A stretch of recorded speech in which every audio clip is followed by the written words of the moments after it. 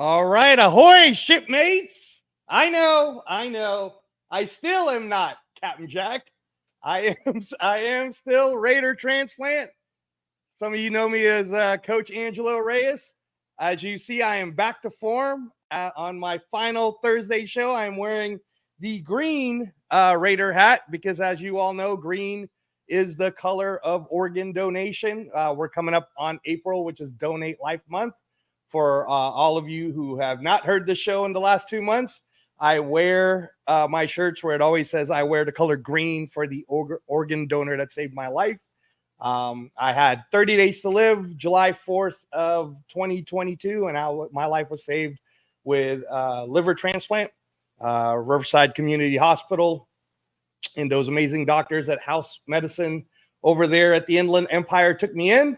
And I'm very excited tonight to let you guys all know that the captain is back. He is 100% back. He will be on for the 2 hours. And we have some special guests for you tonight. So if you're used to being around the black hole, you're about to see him. But let me bring on our leader, the man himself, Captain Jack. How you feeling tonight, sir?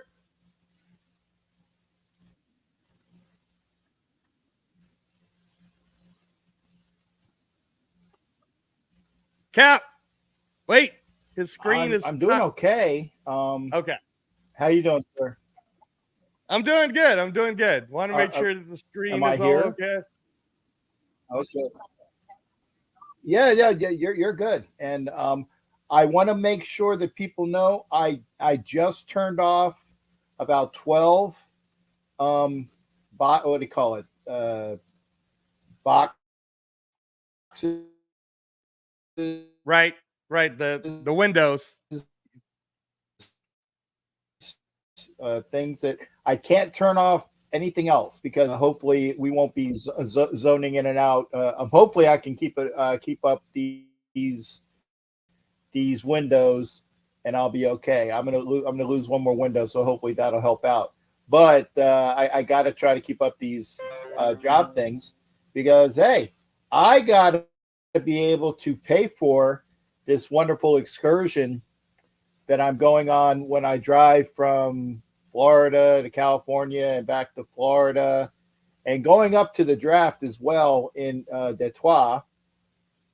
So I don't even know whether I'm going to make it home by then.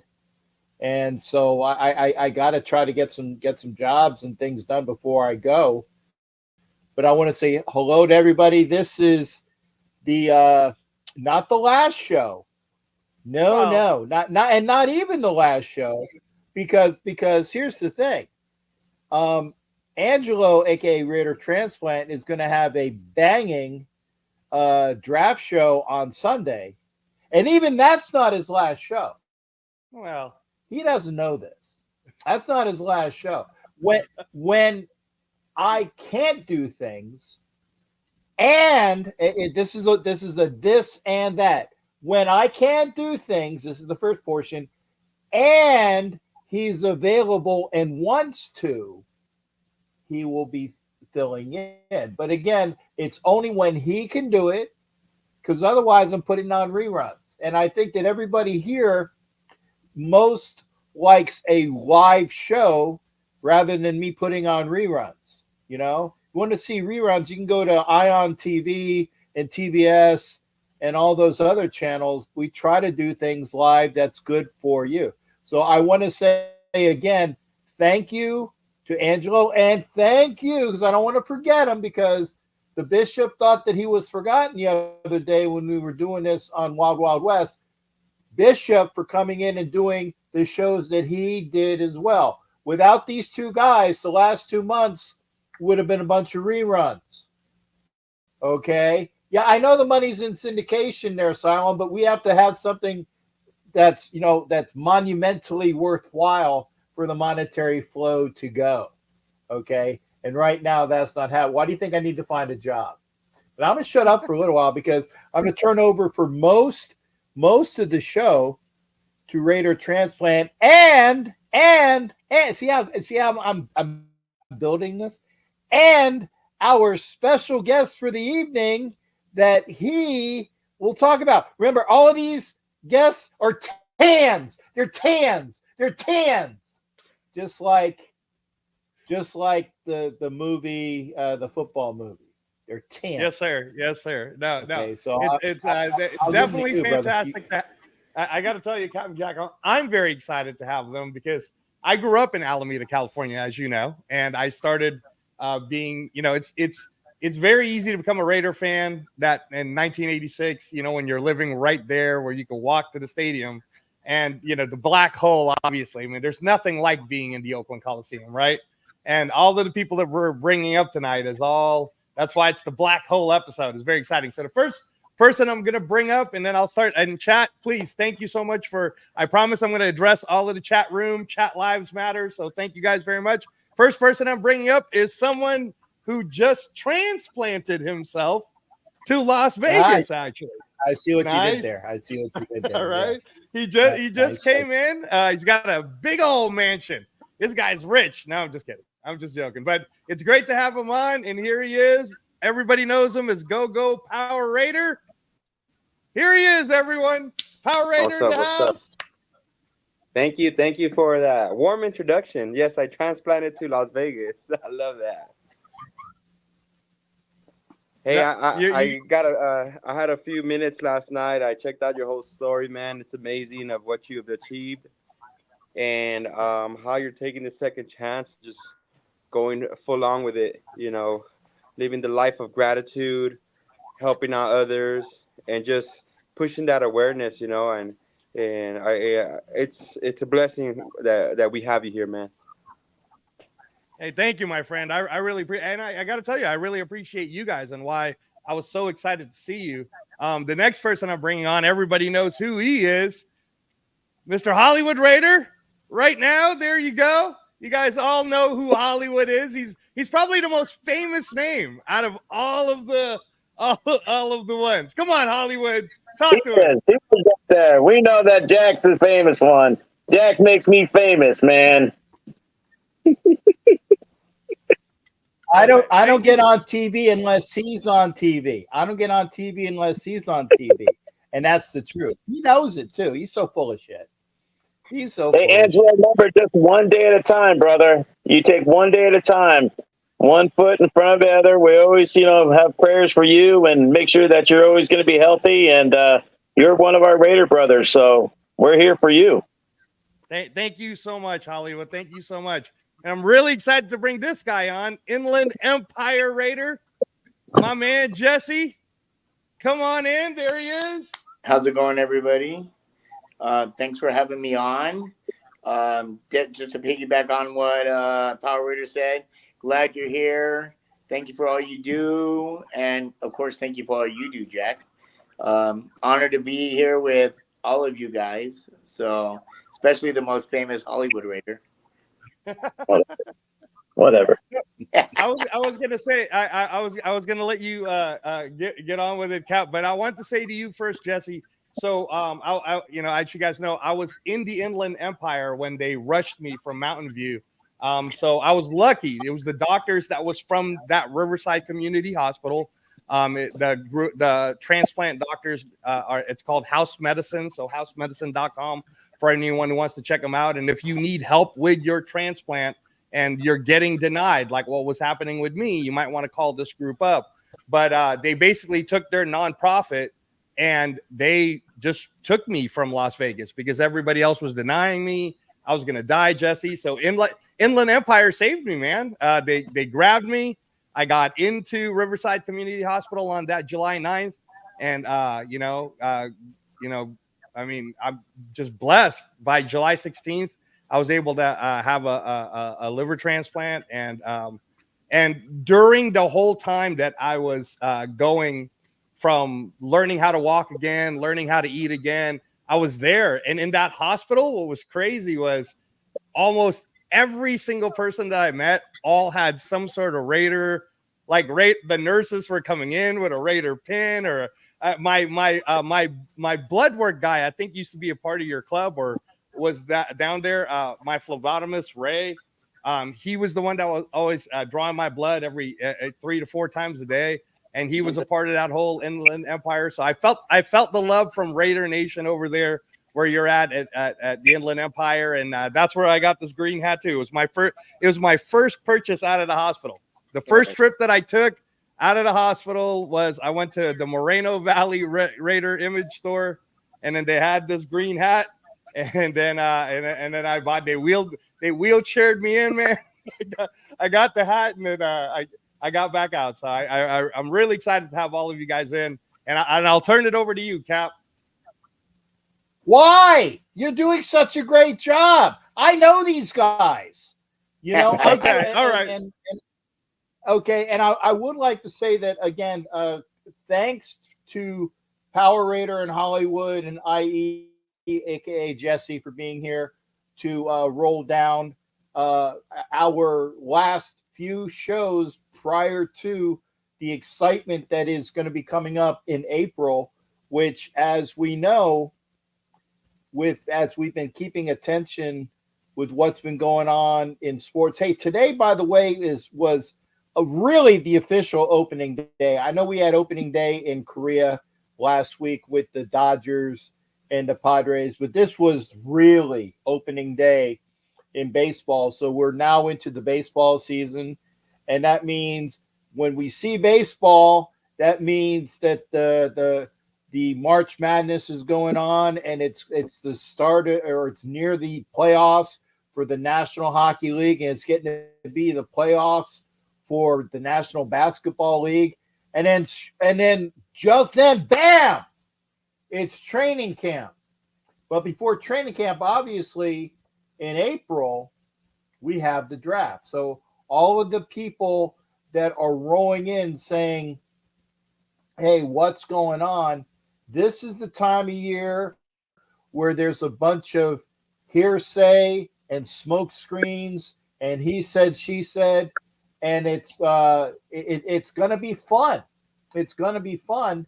And this is the time of year that everybody is going to win the Super Bowl. I mean, if you are a fan of whichever team saying this is our year and we're really going to win the Super Bowl, and I really can't wait for it. We're going to have the draft. By the way, before I forget, I have to send a wonderful shout to Rick Samarano, our boy in Hawaii, who got me this wonderful Hawaiian shirt, and it's nice. wonderful. It's nice, Cap. It's wonderful. Rick, come on, baby. Yeah. Hawaii's not Aloha, Las Vegas is the ninth island. You know? See, I knew as soon as I said this that everybody's like, hey, where's mine, man? But it's like, it's great stuff. And I want to say thank you to Rick for the shirt, and to all of the folks out in the 808. See, I know area codes. The 808, the Raider Nation out there in Hawaii. Lots of respect to you. You have the respect for the shield and the silver and black here. So great stuff. But again, we got a lot of things going on, and we have. I know that Power Raider and Hollywood are going to be very involved in personal affairs in April, and unfortunately they're not going to be able to join me. I'm hoping that IE might be coming to Detroit with me. I don't know. We will figure that out. We will get that figured out soon. But I know we're going to have a good time just talking football, talking sports, talking Raiders. And if you haven't already asked them, this is where you, the consumer of the show, the viewers, get to ask these three gentlemen, and I'll be kind in calling them gentlemen, where they got their start, what intrigued them to become the personas that they were. So if you you threw me the line, man, I ran with it. I was waiting for you to finish this so I could roll right over. All right, so starting off, Cap. There's your segue. I can't do it any better than that. There's your segue. Well, I was actually going to. Right So D Menace is saying salute to Power Raider, and that was actually going to be my first question. I've followed you now for a bit. I'm wondering what made you decide to use the go Power Raider, because I'm in the 80s, right? My little brother too. He loves the Power Raiders, or I mean, I'm sorry, yeah, the Power Rangers. But Power Raider has such a great flow to it. But actually, like, I know you're not originally from Las Vegas. You're new here now. But no, tell us a little bit about that, because I'm sure everybody wants to know. It's such a cool thing. Well, if you guys follow my Instagram, you'll be able to see that I do have a lot of Power Rangers original cast members that personally follow me, and I've been in contact with them. I got invited to a few of their VIP events. I always been a Power Rangers fan all my life, and going to Oakland games and seeing all the super fans dress up and seeing how the fans would embrace them and love them, you know, I wanted to be part of that, So when we decided to make the move to Las Vegas, as in the Raiders organization, and I say we because we all belong to the Raider Nation, right? And when Raiders moved to Las Vegas, I decided to be part of that fanhood, that extreme fanhood, and show my team spirit through dressing up. And I always thought about, like, what am I gonna be, moving from Oakland to Las Vegas? What's gonna inspire me? What's gonna help out the youth? And because ultimately, it's all about giving back. A lot of people say, "Oh, it's all about dressing up. Look at me, look at me." Nah, it's crazy, because once the season's over, that's when we're the busiest the most. We're doing all these events out of the season. We're doing all these surprise parties, Raider theme parties, and it's fun because I don't charge at all. I just show up. They give me tips. That's cool. If they give me any money, it just all goes back to the kids. But in Oakland, I was just debating. I'm like, what am I gonna be? And I thought about being, like, what's that one character from the Rings that got that ring, that evil, sinister guy. So I wanted to be that, but I'm like, nah, I'm gonna scare all the kids, including my kids. And I just searched my inner soul, and I decided to embrace my childhood. And one of the two things I grew up watching was Raiders football and the Power Rangers. And so I'm like, I did the ultimate mashup. I made some phone calls, and I said, hey, what do you guys think about this? Blah, blah. And even my friends that would go with me to the Oakland games are like, well, you got to lose a lot of weight. I'm like, well, I could do it. I weighed 320 pounds before. And so I dropped 80 pounds. So that was pretty cool. I was able to achieve that. And since then, it just, my weight's been like this, up and down, up and down. But it's still cool, because it kind of pushes me. And like, all right, the season's going to come. I got to get back into shape. The holidays usually get the best out of me, so it's all good. But I have that fighting spirit that I'm gonna keep going. And with that said, Power Raider came about, and I just give back so much to the community when I have a chance and opportunity. When people collab with me or people invite me to their events, I'll definitely collab with them and just do that. I mean, one of my annual events is me giving away Power Ranger toys during the Christmas season, during the Raider games. And it's funny because I would just say it's Power Raider toys, and then Brian came into the mix all in on a win, and he actually started calling me Ho Ho Power Raider instead of Go Go, because of the giving. And so I'm like, okay, Ho Ho Power Raiders third annual Power Ranger giveaways, and I'll just give out toys, stickers, patches. And so now that I'm officially here in Las Vegas, you're gonna see me even more active here, because I know some of you, even Hollywood, before he became one of my very good friends. He's like, how the hell do you do all these freaking events? And it's just because I always wanted to get involved. Where can I be? To give back to the community. Where can I be utilized with the knowledge, the networks I know, and it's all about helping others. Lifting people, others. And I always say that to everybody. You know what? The only time you're able to look down on somebody is when you're going to extend your hand to help them get up with you. That's the only time. And so I always, walk the talk, and I always try to, be as more hospitable with everybody. My Captain Jack, I called him yesterday. I said, hey, you're doing a road trip. Come by my house. My door's always welcome to you. And then Hollywood was here. And Not Hollywood your bed. Not your bed. Not your bed. A bed. A bed. Get your stuff right.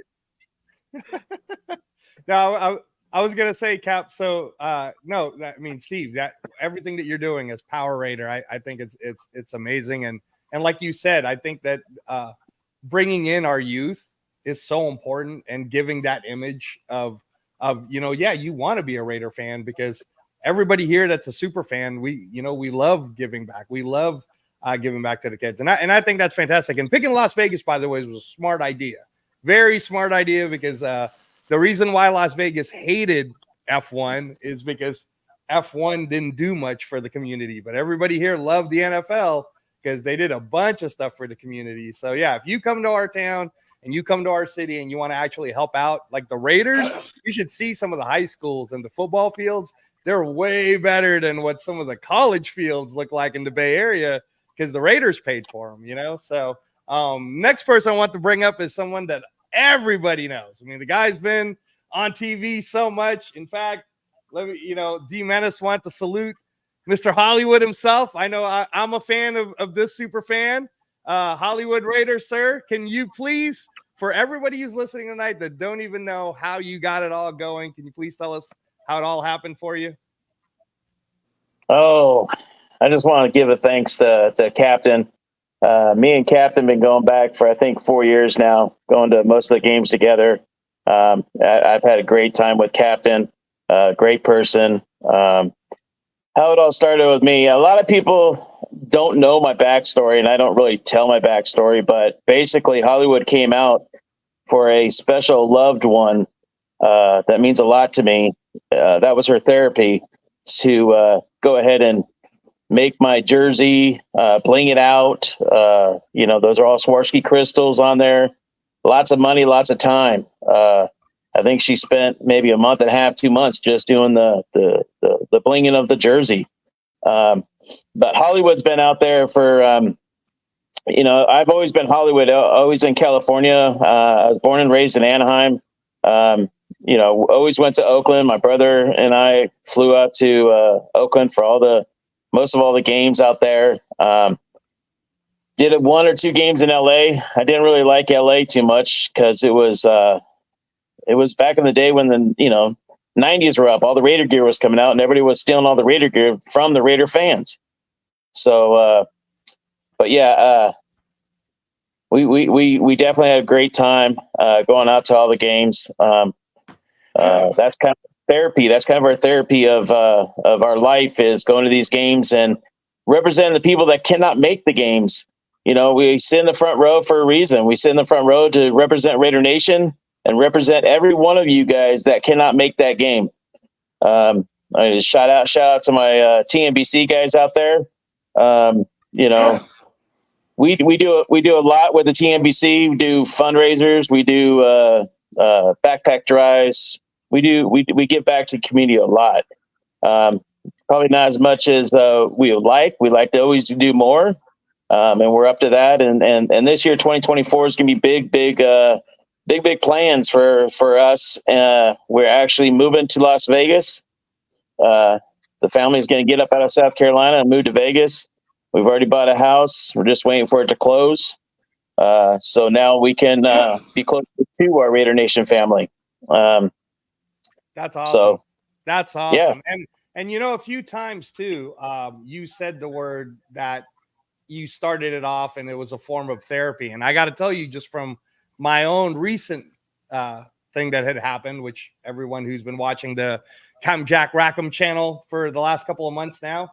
And then we had that 5-hour show, Captain Jack, where, that big softy was crying with his tissue because it was a 5-hour show, and Stu and me and Chris Kimber, and not a dry eye in the house, because we were talking about life and death. And what I love about this program and this guesting is that everybody here understands the bigger picture, that it's not just about those wins and losses. And sure, we would like it if the Raiders won, but even with the losses, we have an entire community that backs us.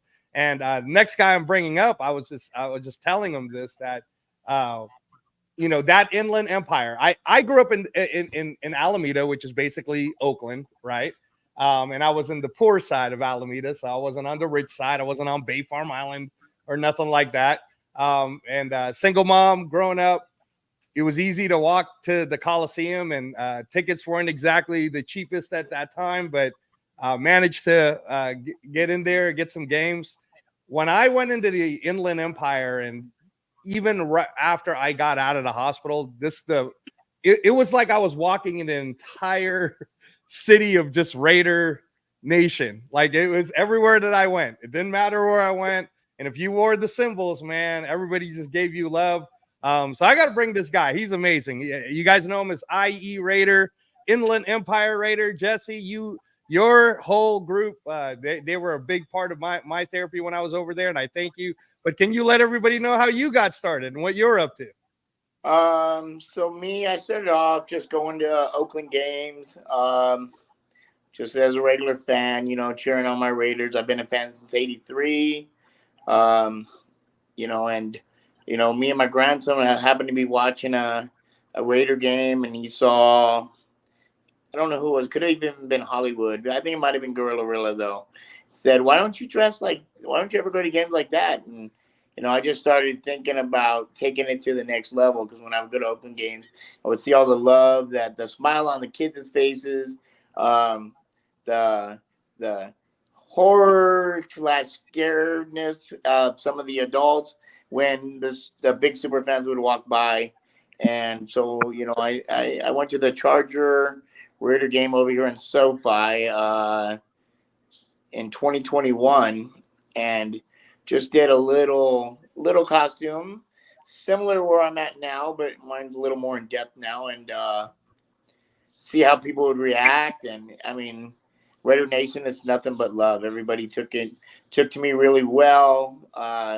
Some of the OG fans from Oakland, Darkside Demon, Gorilla, Senor, they all took to me really, really well. Just rooted me on, told me to continue doing what I'm doing, so that's when I started doing. I started to evolve my costume to where it currently is now. Throughout that time, got to meet Hollywood, multiple times. Got to be good friends with Power Raider when we went to Cincinnati for the playoff game. After that, 2022 was when it was balls to the wall, just a lot of traveling, with seeing Hollywood, seeing Jack, at almost every game I was at, or I saw them at every game I was at. Seeing Power Raider all the time, him staying with me staying with him. A little shout out to Power Raider. I wouldn't have met my fiance if it wasn't for him, Oh, wow. Okay. You didn't know that. Oh, so Power Raider's not just for the kids. He's also a matchmaker. He's a matchmaker. love connection from Power Raider. All right. He's the matchmaker. Thank God she's a Raider fan, or else I wouldn't have met her. But met her in New Orleans with Power Raider, and it's been history. Me and her have been traveling throughout the country, watching Raider games and just traveling. And I got the honor last week to go fly into Vegas just because I heard it was Power Raider's birthday. That's right, everybody. Hey, click those chats. It was Power Raider's birthday. Happy birthday to Power Raider. It was actually kind of cool because I messaged him when it was his wife's birthday. It was my birthday too. So it's all love. But you got Hollywood was there with you guys too, right? Hollywood came to Vegas. You came to Vegas. Tell us that. I mean, nothing. I mean, again, we got some kids probably listening or something, maybe, right? If you ever see a live that Power Raider did the night me, Hollywood, and him went out, please disregard. It was freaking hacked. Oh, good. Yeah, hacked my ass. I didn't watch it, and I don't want to. Yeah, it was a fun night. Very, very fun night. We all had a great time. Got to teach Power Raider how to play some poker. The three of us just sat there playing poker, having a good time, having some drinks. I tell them how many times did they let me slide at the table because I kept saying it's my birthday. Like at least 20 or 30. And how many times did I give you back your money after I took your money? Yeah, don't play poker with IE. You'll lose your money. You lose your money, but you know what? They just bring the drinks every 5 minutes. It was crazy, but it was fun. Oh, it's a good time. You know what? That's an idea right there, Power Raider. Since you do all the different events, maybe you could do a like a celebrity poker type tournament, but do it all for the super fans.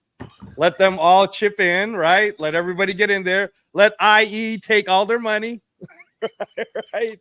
But then have the money go to a good cause. I was There we actually go. There you go. I was on one of those, or I was a part of one of those for St. Jude's a while back. They had Jenny Garth and but I'm trying to think like the famous poker guys. I give all my money to Jenny Garth even today. I know it looks like then and today. I'd still give all my money to Jenny Garth. She's Of course you would, Jack. yes. But there's only actually I could say there are 3 other women I would give my money to, and they're all right next to folks that are here on the panel. Let's just say that. Okay? I'll just say I know one's Raquel. That's it. Just here. Hey, Captain Jack, like when he talks about stories like going to New Orleans, do you recall a time that you can actually say publicly that you and Hollywood or Jesse or Power Raider or anything at all that you could kind of share with our audience on some fun times, some positive fun times?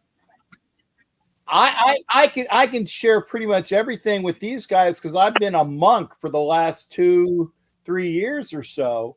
So there's really nothing that can be said about me being out there other than something that I saw the twinkle in your eye, Steve. Shut the fuck up. Hey, Jack, tell them about the game in Indy. No, Kansas City. What happened in Kansas City? That's what I'm saying. Shut the fuck up.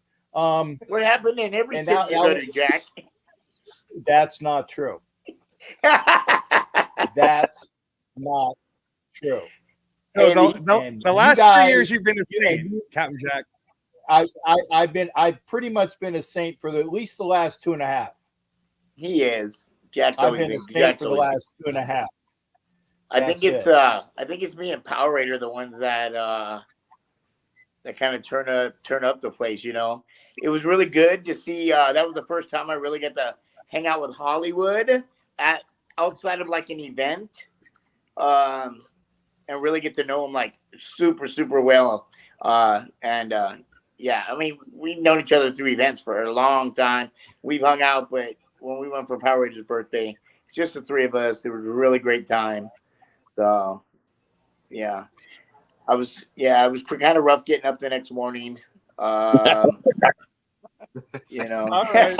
I won't put anyone on the spot. I could definitely tell though that when my transplant doctors finally say it's okay for me to start getting away from being so isolated, because that's what happens to us when you're a transplant.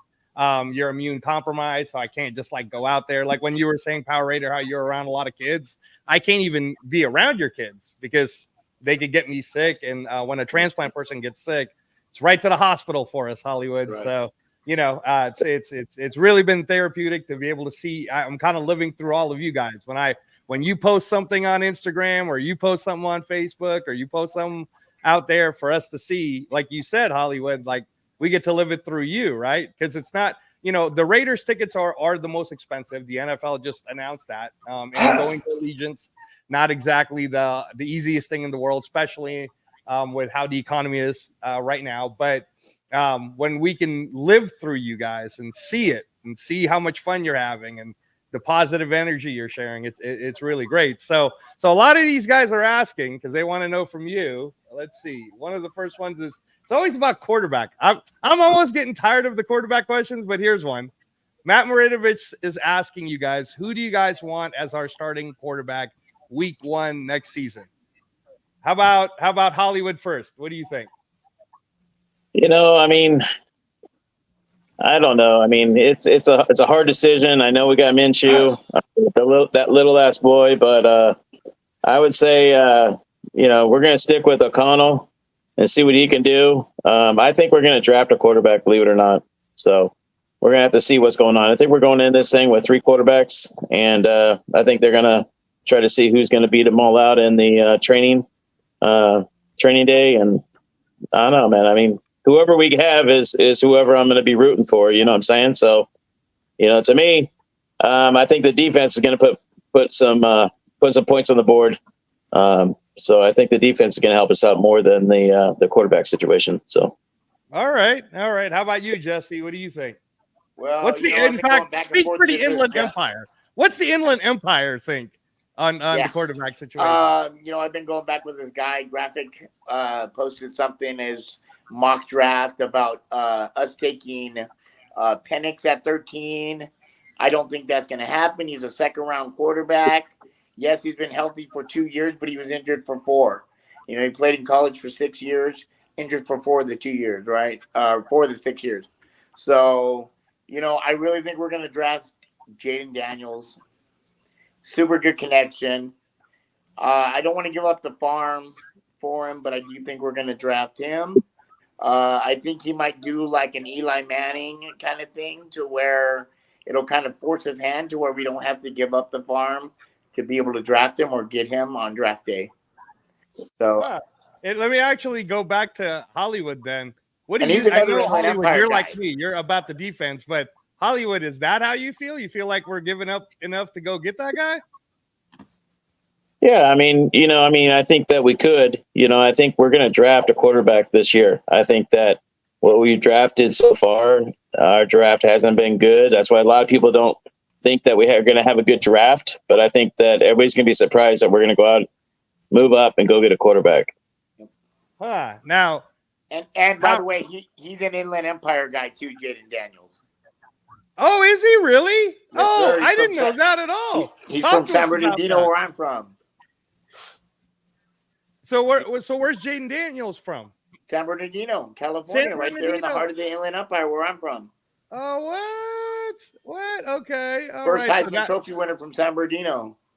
Wow. Okay. All right. Well, Power Raider, you're a Vegas guy now, so based on your old folks and now, what do you think? Are you thinking we're drafting a quarterback? Are you sticking with what we got? What do you think? So I really think AP is going to give Connell the chance to show up his skills. He basically secured that job with the win against the Chiefs in Christmas. I mean, if you're looking at the season we had, once AP took over, it was a winning season. If AP would have started the whole season, it would have been a whole different topic. O'Connell has an arm. He was a rookie, so he was kind of rusty. Minshew in the mix is going to help out. He has the experience. He took the team to the playoffs. But we're definitely going to draft a quarterback. We are. I mean, it's already in the top. All 3, the entire 3.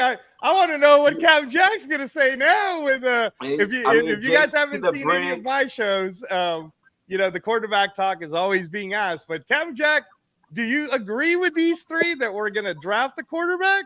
It's going to happen. Yeah, but we're not drafting a quarterback where everybody thinks we're going to draft a quarterback. There's no reason to. I think the highest that we would need to draft a quarterback, and that's if person X is available, and he's and whereas other people that are maneuvering to pick up whoever quarterback X is, and you want to jump them.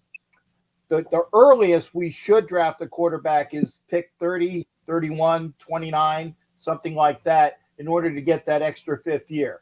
Okay, do something like the Ravens did. However, I don't think we even need to do that. There are plenty of good quarterbacks that can be stars in this league if you basically redshirt them.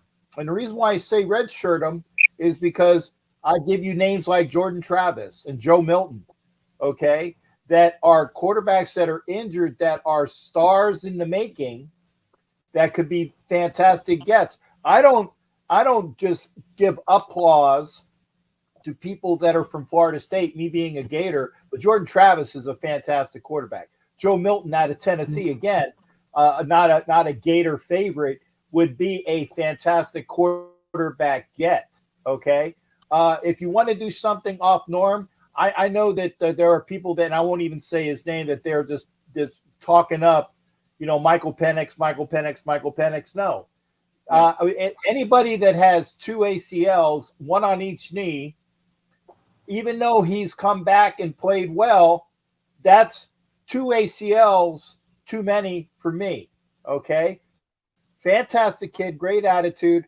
Don't want him as a project quarterback. If you're going to have a quarterback that's injured, like I said, Jordan Travis has a broken leg. That can be thrown back, and he'll be back into the form quite well. Joe Milton's injury, I can't remember what Joe Milton's injury was, but he played well for Tennessee and took over the team that everybody was talking last year. The Raiders need to get Hooker. He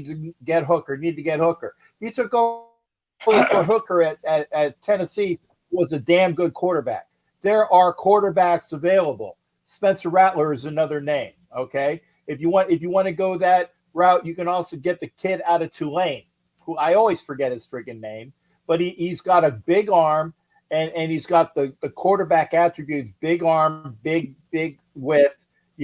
He's going to be a good quarterback. Don't blow the friggin' farm on somebody that is iffy. Okay. We got so many other needs in this team that we need to make all of our draft picks count. It's basically we need to get defense and line and linebackers and cornerbacks. Not necessarily all in that order, but there's a lot of things that we need before we need this big shiny object called a quarterback. Sorry, I will go to my deathbed saying that. We don't need those bright, shiny objects. Jaden Daniels would be a great get, but I don't want to see the cost. We are actually mortgaging a future for a guy like Jaden Daniels.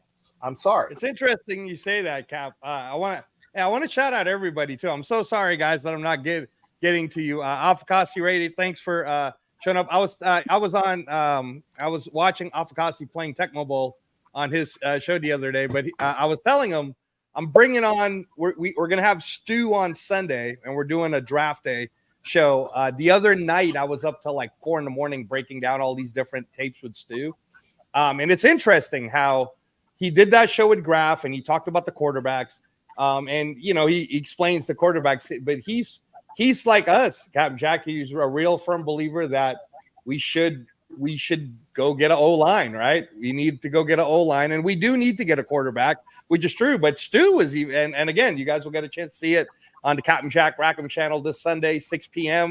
I'm going to have Chris Kimber of the Protect the Shield on with Stuart Schweigert, and he was even saying that this is the draft that we need to go get 2 running backs late. He really likes a couple of the running backs late in like you can get one in the 6th, you can get one in the 7th, like. And because we have the picks, if we could extend the 8 picks to even more picks, or use the 8 picks for just going for depth, right? Let's not get cute with it.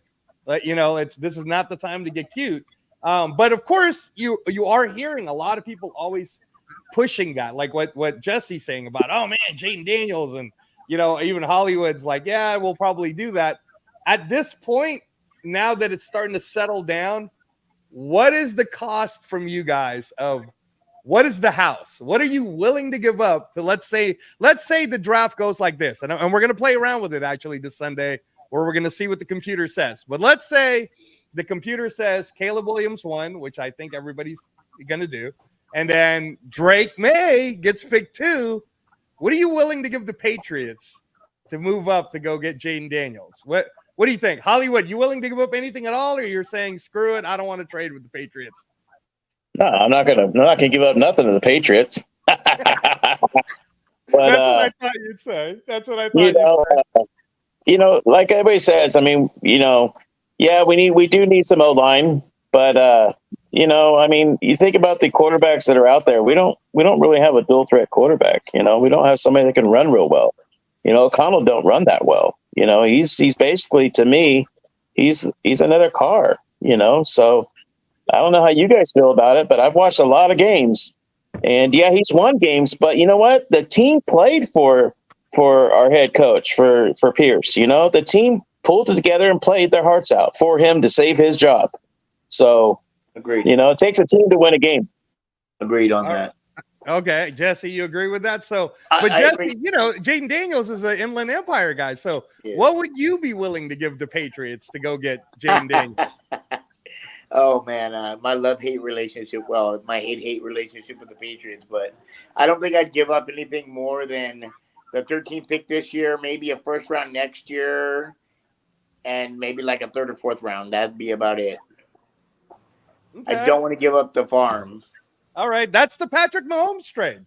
Just so that Yeah, you know, I've always said I'm okay with the Patrick Mahomes trade. The Patrick Mahomes trade was they moved up from 27 to 10.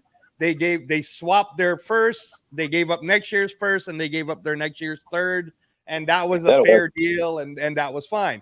And anything above that, because they're talking crazy, they're talking nonsense, Power Raider. They're saying that the Vikings are going to give up the number 11, the number 23, and next year's pick. That's 2 firsts this year's and next year's just to move up to go get JJ McCarthy. So what if they offered that? I mean, what are you willing to give up anything to go up to go get Jaden Daniels at number 3 with the Patriots? You know what? I honestly think they're gonna follow what Woodson is promoting, and I think they're gonna go that route. I mean, the fact that Woodson was in there in the locker room with the guys celebrating, you know, the end of the season and all that, that shows how much, how powerful the alumni are. You know, the fact that the whole ambience of the whole team changed. As soon as AP got in there, you start seeing the support of the whole alumni, you know, and that's what you used to see back in the days. The alumni were always on the sidelines, helping out, inspiring. And well, Al Davis would allow that to happen. I'm glad that Mark Davis got into that and seeing, hey man, the crowd was asking for a leadership, a person that's gonna fill in those shoes. And we all, you know, you saw me holding the signs with everybody, you know, hire AP. It happened, but this is a moment, the opportunity for AP, the general manager. They're gonna have to make the decision, you know, to give away to get their guy. You know, I don't know how much they're gonna give away, but like Captain Jack said, there's still other quarterbacks out there that are good. You got Bo Nix. I mean, you got Michael Penix. I mean, you got some good talented people. You know, maybe you don't want to give away so much, but this is where we're gonna see how much of an influence the alumni, especially a Hall of Famer, has in the influence with the Raiders organization. Well, since we're talking about these big items, I do got to bring this question up. That's a really important question. Hollywood, Ronald McClendon Jr. asks, how do you get your knuckle buster rings on? Says, I don't have no rings on now except for my wedding ring, but when I do put my rings on, hey, especially when it's cold, it's hard, man. And when it's really cold outside, I can hardly wear my rings. I usually have to wear my gloves. But, my wife helps me with all my gear, put my gear on. So, yeah, we make it a family effort.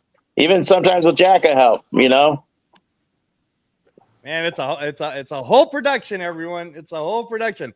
All right, so sounds like Jesse, Hollywood, they're like, I'm not gonna trade with the Patriots, or if I'm gonna do it. And what Power Raider is saying is, depending on what this alumni is saying, because when you do say that the people listen to the alumni. I mean, Captain Jack, you saw that Charles Woodson was talking about JJ McCarthy and how he would be happy if the Raiders took JJ McCarthy. So I don't know, Captain Jack, what do you think about that? Let's say the Raiders not only traded up, I tell you what, they traded up JJ. I tell you what, I give you the only thing that I would do and we're talking with the Patriots, I would trade the draft rights and the football rights to Randy Moss and the Trent Brown back to the Patriots for that pick. That's the only thing I'm giving the Patriots. Randy Moss, the rights to Randy Moss, the rights to Trent Brown. Okay, and and I would throw in Matt Millen so that he could punch the friggin' owner's son again. That's what I would give to the Patriots. That's it. Man, you're giving up a You lot. ask me, Cap. that's You're giving what up I give to far. the Patriots. No, Matt Millen would gladly go over there and punch Robert Kraft's son, whoever that is, or daughter, because he did it the first time with the owner of the Patriots' son, which is why there's a nice, wonderful black and white of Matt Millen doing a cross to whoever the guy's name was that was the owner of the Patriots in a playoff game. So that he would do that in a minute. And then the Randy Moss rights, because he doesn't want to be a Raider. Remember, I'm not a Raider. I'm not a Raider. I'm not a Raider. Randy Moss has always said he's not a Raider. Okay, so we trade his rights back to the Patriots. So that's a win-win for the Patriots, and we get that pick. That's the only thing I'm giving up to the Patriots. But Jack, I'm not concerned. I'm not too concerned about giving them next year's first round, because we're going to have a great season this year, and that shit's going to be in the 20s. So I'm not too concerned about giving him the first round next year. Why? You know? Why do it? No. Because they're still going to suck. I keep. Do you understand the words that are coming out of my mouth? There's plenty of quarterbacks that are very good, that will be good for a while, that you don't have to go get your boy from the Inland Empire, okay? That is risky. If you are giving away a lot of collateral for a first-round pick, and it very, very, very rarely works. Well, remember, we picked up Aiden O'Connell in what round? The 4th round. And that's the guy that was rolling at 4th round, okay?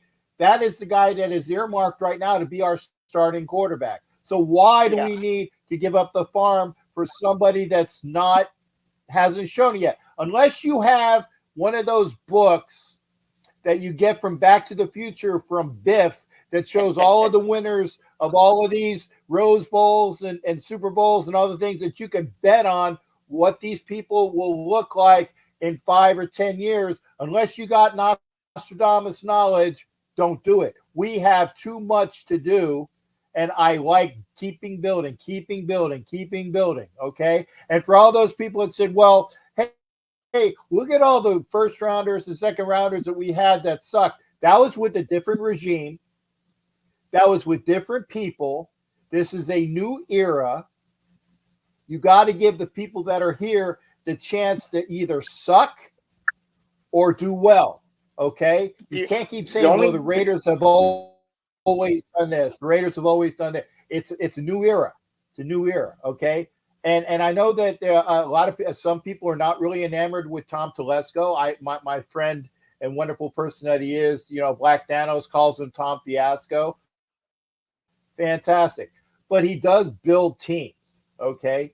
Whether he has those guys that he lucked into, he can build teams. And he isn't giving the farm on keeping the players that we have, re-signing the good players. We paid a little bit too much for Wilkins, but that was the going price. And when they signed Wilkins, they also signed the other kids, Jenkins and the other guy that played with them in Miami. So they already have that rapport together. Okay. The guy is doing things the smart way. And I say he's got to have a draft and another draft and another draft to see what happens. Give the guy a chance, man. Oh, well, the Raiders picks always suck. Yeah. Well, the Raiders picks always sucked for a while when the great, and I say may he rest in peace, Al Davis was on board. Their guys were always, Al would always pick the first rounder and would always be the guy that had the fastest 40 time. And then the rest of the guys would be picks rounds 2 through whatever, unless the picks are already gone because they were traded away for picks that we needed. Okay. Things change. There's a diversity, and we need to get things to let them change, man. Jesse, you got them all worked up, and let's not forget, right? It's Captain Jack's birthday tomorrow, everybody. Everybody on the chat, you better start wishing Captain Jack a happy birthday. Happy birthday, Jack. Jesse, why are you getting them all riled up on his birthday? on his birthday. Hey, I'm just going off of what I hear from medias. I mean, we're the 13th pick. Jaden Daniels is still having a private interview with the Raiders. So that's usually usually a top 2 pick doesn't do that with the 13th, with the team that has the 13th pick, So there's little inklings here and there, but like I said, I know Jack talked about some of the holes. I don't think the holes are as big as like linebacker. We got Divine Diablo. We got freaking Robert Spillane, 2 really solid freaking linebackers. The D-line's freaking good with freaking Tyree Wilson. You got Kuntz. You got freaking Wilkins now. You got Max on the end. Like, I think if we need anything, unfortunately, I'm not a big fan of taking offensive linemen in the first round to really catch 22 situation. I mean, we scored with Colt Miller, but look what happened with Alex Leatherwood. I think if we're going to take anything other than a quarterback in the first round, I think we need to look in the cornerback because that's where we get burnt out all the time. So I think if we don't go quarterback, we definitely have to get a cornerback in the first round. All right, so check this out, Hollywood, because you're old school. So I did a whole thing on the history of the Raiders, like I want to say 4 episodes ago, where when everybody was saying, let's give, because Hondo Carpenter ended up talking to everyone about how it may take 3 firsts and 3 seconds. And then there were still younger generations, right? I'm talking about fans who were maybe started watching them in 2005 and have never seen the Raiders successful really ever, so and they're all for it. Like these younger generations are all for it. So I have to give this history lesson on how what made the Raiders is it was all about the trenches. And we started, with Gene Upshaw, with Jim Otto, obviously, right? Then Gene Upshaw in 67, Art Shell in 68, and then we dominate 60s and the 70s. We go from Otto to Dalby. We go from Dalby to Mosbar. Like a lot of people just miss out on this idea. And I want to say this too, Jesse, and for some of the youngsters out there, when you guys watch that special on ESPN where they talk about Elway to Marino, I think a lot of people forget that we were the pick that said no to Marino right before Marino got taken. But then what nobody ever talks about is that the guy we actually picked up helped us out over the next 10, 11, I think 12 years. I think Don Mosbar helped us, and he was one of the best centers we ever had too. So to go in a draft where we only had to draft 3 centers in the span of over 30 years, I mean, Hollywood, like you were saying, like you're not willing to give anything up to the Patriots, but do you really think that we need a quarterback that bad? Like, or are we just should we just do what Captain Jack is saying? Let's just roll with what we got, and then let's move on to see what happens, and let the defense do their thing. Yeah, I agree. I agree that we're going to do what we're going to do, but I mean, I think that we have a quarterback right now, and that quarterback. I mean, we won games, man. I don't like that he doesn't run, but I think we need our depth a couple other places. I don't think we really need a running back. I think we have our running backs. But I think Captain Jack's right. I think we need help on O-line. But what happened last time? We picked up Alex Leatherwood, and he didn't do nothing for us. And the Raiders in the draft, the Raiders have just had bad luck with losing our speedsters, Henry Ruggs, losing all these players, losing all the coaches. Look at how many QBs we've had. Look how many coaches we've had. We've been those people that have been watching since 2005. They've seen how many coaches we've had, how many quarterbacks we've had back in the in the 2000s stretch. So we need to just do it like old school. Like when Al Davis was here. And pick like Al Davis would. Pick like Al Davis would. See, Cap, pick like Al Davis would. But Power Raider. I mean, again, you're obviously younger. Like you weren't watching them in the 70s and in the 80s. Oh, go ahead, Cap. You want to say something real quick, Cap? No, I'm just saying. Remember, for all of the good that Al Davis did, there's a lot of bad picks. I'm sorry, there was a lot of bad picks in the early portion. Like I'd say the 60s and 70s, when Al was in charge. Remember, Al got in charge about when he was manager, the general partner, I think about 68. So from 68 through the 70s, those were some really good times for the Raiders and their picks. But in the latter years, you get the 80s fine, but you get into the 90s and things like that, Al's picks were not the greatest. So it's like, it's not that you want to pick like Al did, but you want to pick, smart. You want to build the trenches out. Al was very adept at making sure that you had two bookend corners, and if you didn't draft one, you traded for one. So that's why we picked up Jack Jones from the Patriots when he was Jack Jones when he was available, and look what he did. He almost single-handedly won 2 games, and he could have had 3 pick sixes in a row had he not dropped that 1 pick six against the game which we lost. Had he won that pick six, that would have been against the Vikings, if I'm not mistaken. It would have been 3 pick sixes in a row on those games, and we might have even won the Vikings games had he not dropped that ball. But what I'm saying is that we need corners. I still think that a big, bad, awesome offensive lineman is what we need. I think that we're going to give Dalton Wagner a chance to fill that role from the IR. I think that Mumford's going to be given that chance to do what he can do. Okay, so don't discount them. But if you got a guy that's just going to solidify that offensive line for years and years, and yeah, Alex Leatherwood was a strikeout bust. Sorry, shit happens like that. So was Tony Mandrich, who was the number one pick in the draft for the Packers. You don't always get them right, okay? But you exactly. There are things that can happen, but for the most part, when you scout somebody and you scout the intangibles, okay, they didn't really scout the intangible for Mandrich, which is why he busted, okay.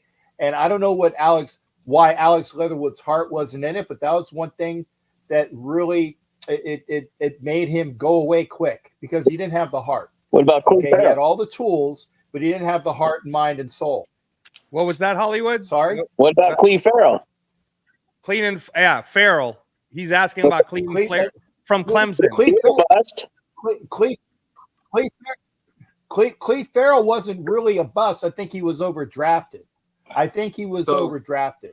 And the reason why I say that is because Cleve Farrell's shipmate, who we just picked up from Clemson and the Dolphins, was Wilkins. And all of those 4 guys, Cleve Farrell, Wilkins, and the other 2 guys that came out on that draft together as a triumvirate were one of the best defensive lines in college football. Cleve Farrell was a decent player, but I think he was overdrafted. I think we had probably would have gotten better if we would have gotten the kid out of Kentucky that went to the Jaguars, Josh Allen, who has the same name as the quarterback of the Bills, Josh Allen. Yep. If we had drafted Josh Allen, I think that would have been a better pick at that place.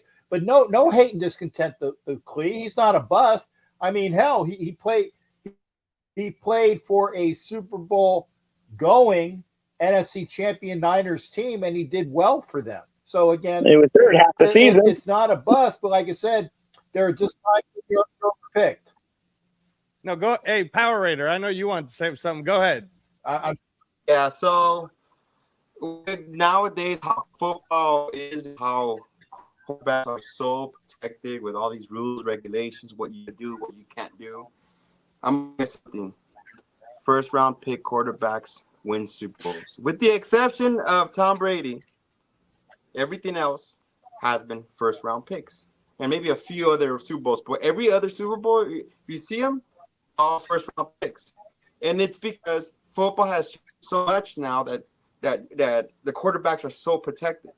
And you could do this, you can't do that. Raiders we just had bad luck. You know, we got Jamarcus Russell, which that was the biggest bust in NFL history for draft. You had Todd Marinovich. He was Todd Marinovich. Got the best out of him. Todd Marinovich got the best out of him. Todd Marinovich. You know, and then you have Todd Marinovich, just so that you know, real quick, Power Raider, and then I'll let you keep going.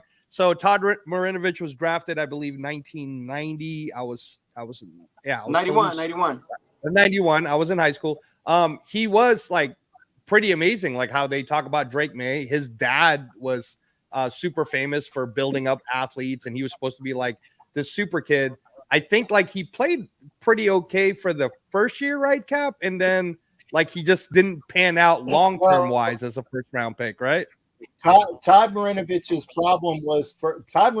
problem, and by the way, Matt Marinovich is quite, and I'm sure there's probably some family there as well. But Todd Marinovich's problem was Marv. Marv was his father, who made him the robo quarterback. He took away his entire adolescence. He put him on programs. He was basically he couldn't be a kid.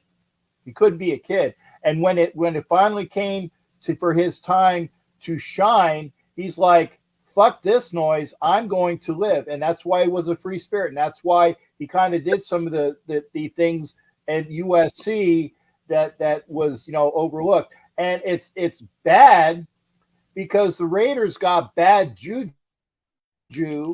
because their scouts were talking in circles. They said, "Oh, we got information that Todd Marinovich is the greatest thing since sliced bread." And they're like, "Who'd you get that from?" "Well, we got it from his dad." Well, fuck, of course his dad's gonna say it. His dad was given bad information to the scouts, and they took it and ran with it. And again, no hate on on Todd, because Todd is a different duck, and I'm glad that he's living his life the way he wants to, because he didn't get a chance to do that as a kid and as a young adult. Okay, so it also behooves you to figure out what the hell your information is and who it's coming from, because it might be tainted. Okay, so the Raiders have drafted. And thanks, Matt Marinovich is one of my better people. So the Raiders have drafted three first round pick quarterbacks. Yep. So you got Jamarcus Russell. You guys all know the story of that one. Todd Marinovich, Captain Jack just explained everything. And they got Mark Wilson, who we were just talking about Mark Wilson 2 weeks ago. Super Bowl 15, Super Bowl 18, but he didn't play. But with the Raiders. Four first round quarterbacks there, Power Raider, because you forget that Eldridge Dickey was the first black quarterback taken by the Raiders in the first round in '68, and Kenny Stabler was taken in round 2. I just got to tell you, when you guys, that was right. When you guys, that's absolutely right. I got to let you know. 4. Yeah, no. All right. Cap's right, because I talked about how Ken Stabler was taken into second, Art Shell was taken into third, and Stabler ended up being the one. But Cap's right. Eldridge Dickey out of college was actually the better or the sexier. And that was before the merger, so my bad. I'm sorry. But hey, talking about quarterbacks. Yeah, people forget that there were football champions before they played a Super Bowl, which is why I say, hey, don't give the Browns such a friggin' hard case. No, you know what? Because the Browns actually have won NFL champions, okay? Yeah, and the Eagles have won NFL championship. So I forget that. You young damn whippersnappers need to figure this shit out. I forget that Captain Jack was in Noah's Ark, so he knows everything. Yeah, right. Right. No, go ahead though, Power Raider. No, because I know you want to get to your point. So go ahead. Go. So what I'm saying is, we have bad luck with quarterbacks. But now that the quarterbacks are so well protected now, first round pick quarterbacks are the ones that take you to Super Bowls. If you have the great weapons out there, which we do, we have the defense stacked up like crazy. I mean, the sky's the limit right now. The Raiders, we're gonna have to draft quarterback guys in the first round pick, and then develop the ones we have right now and use Minshew as a backup, and then develop Aiden O'Connell. So that's my point. So hey, let me get him real quick. Trent Dilfer. Hold on, Cap. Let me get him for a second, because I want to bring Hollywood up. Trent Dilfer. No. Cap, Cap, let me get him. Let me get him. Let me get the youth here for a second, Cap, because I want to bring Hollywood up to you. So GA even says, question for the panel: 50% of first round QBs turn out to be busts. Who are the 2024 busts going to be? And so let me bring this up. First off. The 2021 draft had 6 different quarterbacks go in the first 15 picks. Here's how they went. It went Trevor Lawrence, who still has not passed the first round of a playoff game, right? Zach Wilson. Then the Niners traded 3 first-round picks and a third to go get Trey Lance, who's now, of course, the backup to somebody. Is it Dak Prescott, I think? Yeah. Okay. Yep. And then it was Justin Fields. He got taken 6th by the Bears. And then he's now shipped off to Pittsburgh to be the backup to Russell Wilson. And then Mac Jones to the Patriots. And he was taken number 15. And 5 of the 6 that were in the top 15 are now all playing for another team. And one of them is the backup to Trevor Lawrence. And if Trevor Lawrence is the mark, then this is kind of like, I don't know if it's bad luck. Like so I always try to just, again, all I do to the Captain Jack show, everybody who's been listening to me for 2 months, is bring you facts. That's all I can do. I'm not like this amazing historian. All I can do is actually bring you facts. But those are them facts, right, Hollywood? But Trevor Lawrence actually did win a playoff game last year. Yeah, yes, he did. So if that's your benchmarker, Jesse, to get happy. I mean, no, I was just correcting that. I think Herbert was a horrible pick too. Okay, all right. Now, here's the thing, right? Now, there is that part of, is it the quarterback's fault or is it the system that they're in, right? Mm-hmm. When you take someone like, let's say, when we talked about Todd Marinovich, could his life have been better? But we can't play the what coulda, shoulda, woulda. I always bring it back to when it comes to the Raiders, and this is why I want to bring you up, Hollywood. I talk about Steve Berline a lot because growing up as a kid and then he wasn't terrible. I just thought that he was great with Lou Holtz in Notre Dame, and then he got kind of sort of injured, and I don't know if it was a system thing or what was going on, but I thought Steve Berline for us was pretty serviceable and a good dude as a quarterback. And he was picked in the 4th round, just like Aiden O'Connell. So if we surrounded Steve Berline with maybe something better, maybe we're saying something different. I don't know. But what do you say, old school Hollywood? What do you think?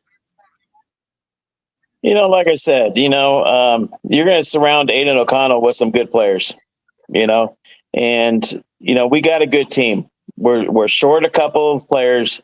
I just think that drafting a first round quarterback is what's going to happen. I'm not saying what we need. I'm saying that's what's going to happen. That's just my theory. Who is it going to be?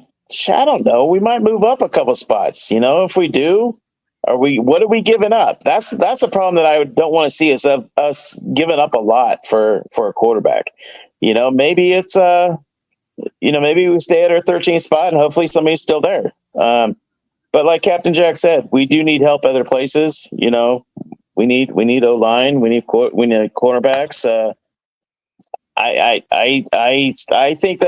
think O'Connell, if he can get his feet moving and start running, I think he'll be fine. We won games with him. He's not a bad quarterback. He's got a great.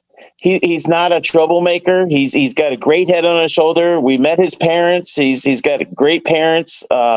He's a great kid. He just needs a little bit more mentoring, and that's why Minshew's going to come in and tell him what to do.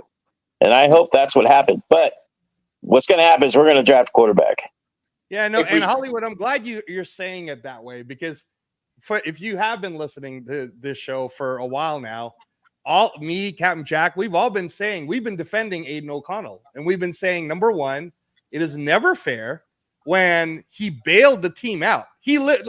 Again, guys, I want you to look at it this way and put your guards down for a second when you keep attacking someone like me, where you say, well, he's not a mobile quarterback. Okay, first of all, a quarterback's design is to throw the ball.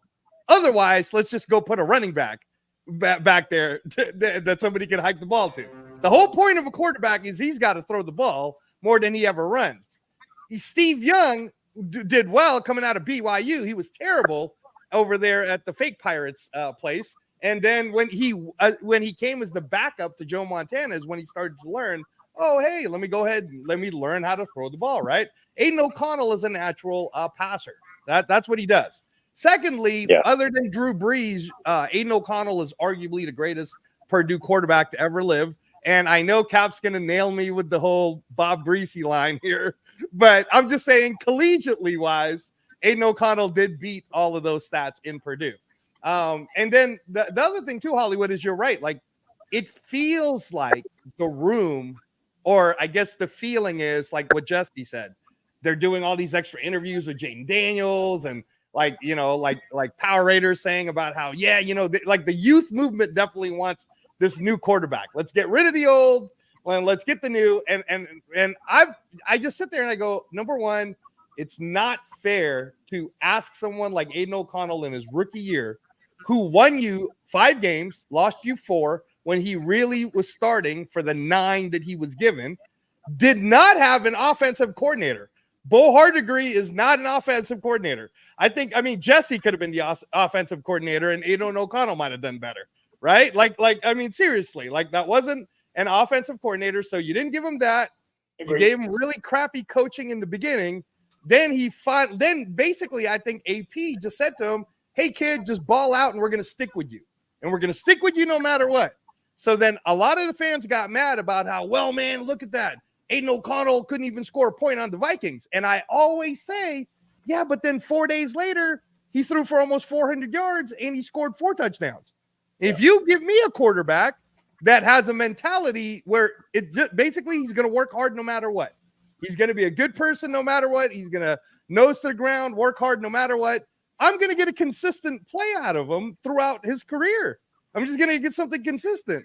I don't have to worry about when he's having a bad day or, he needs a hug. Aiden O'Connell's just going to work hard all the way through. And right now, guys, the word is Aiden O'Connell's been coming in Hollywood. You know anything about this? How Aiden O'Connell is coming in every day. He's first in, first out. You hearing anything there? Want to give us a little hint? Nope. No? Okay. All right. All right. But I do agree with Hollywood that Minshew is being brought in. By the way, it's first in, last out. First in, last out. Thanks, Cap. First in, last out. Just like Gannon used to be. First in, last out. Yeah. Unlike Jack Del Rio, who was last in, first out.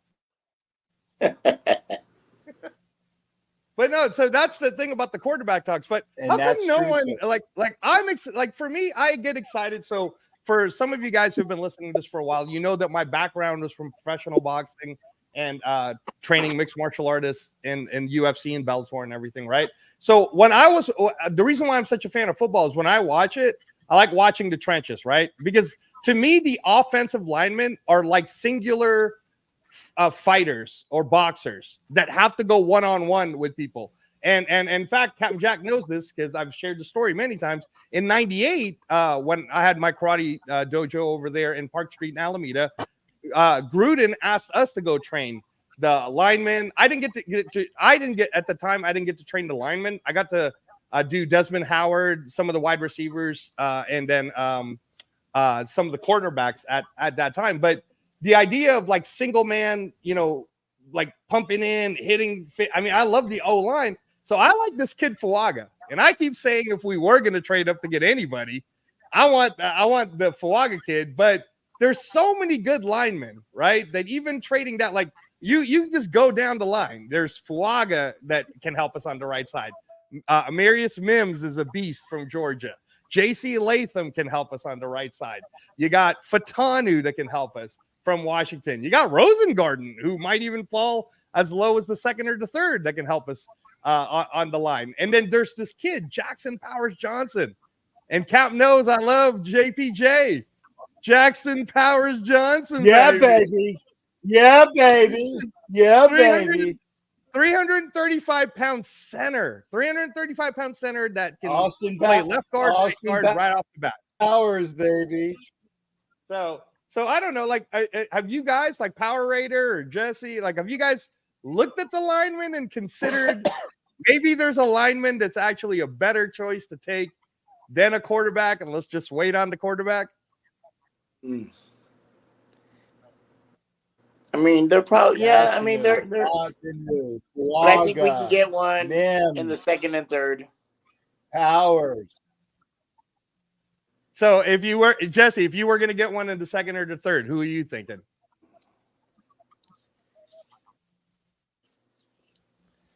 Oh man, I've just been paying attention to the first round, the ones that have been talking around the first rounds, but freaking.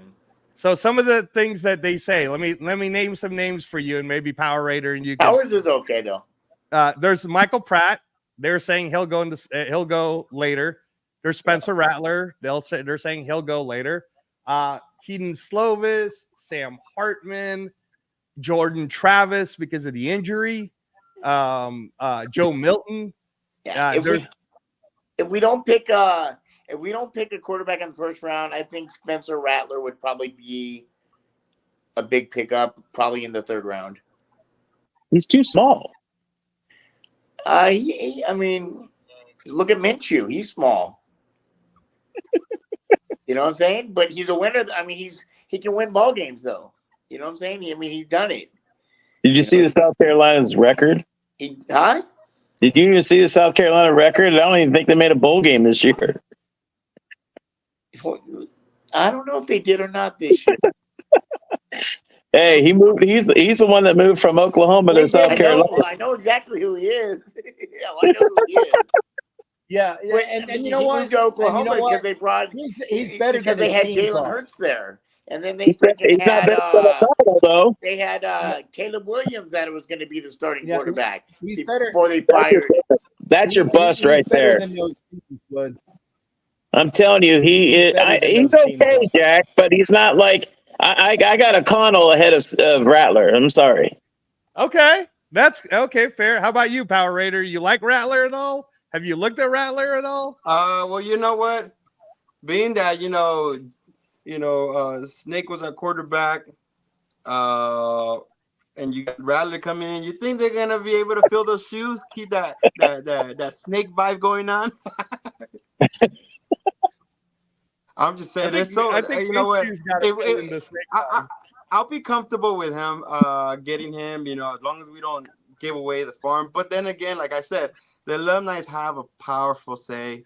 Now they're helping out AP. They're helping out what is his name? Daniel? It's the GM.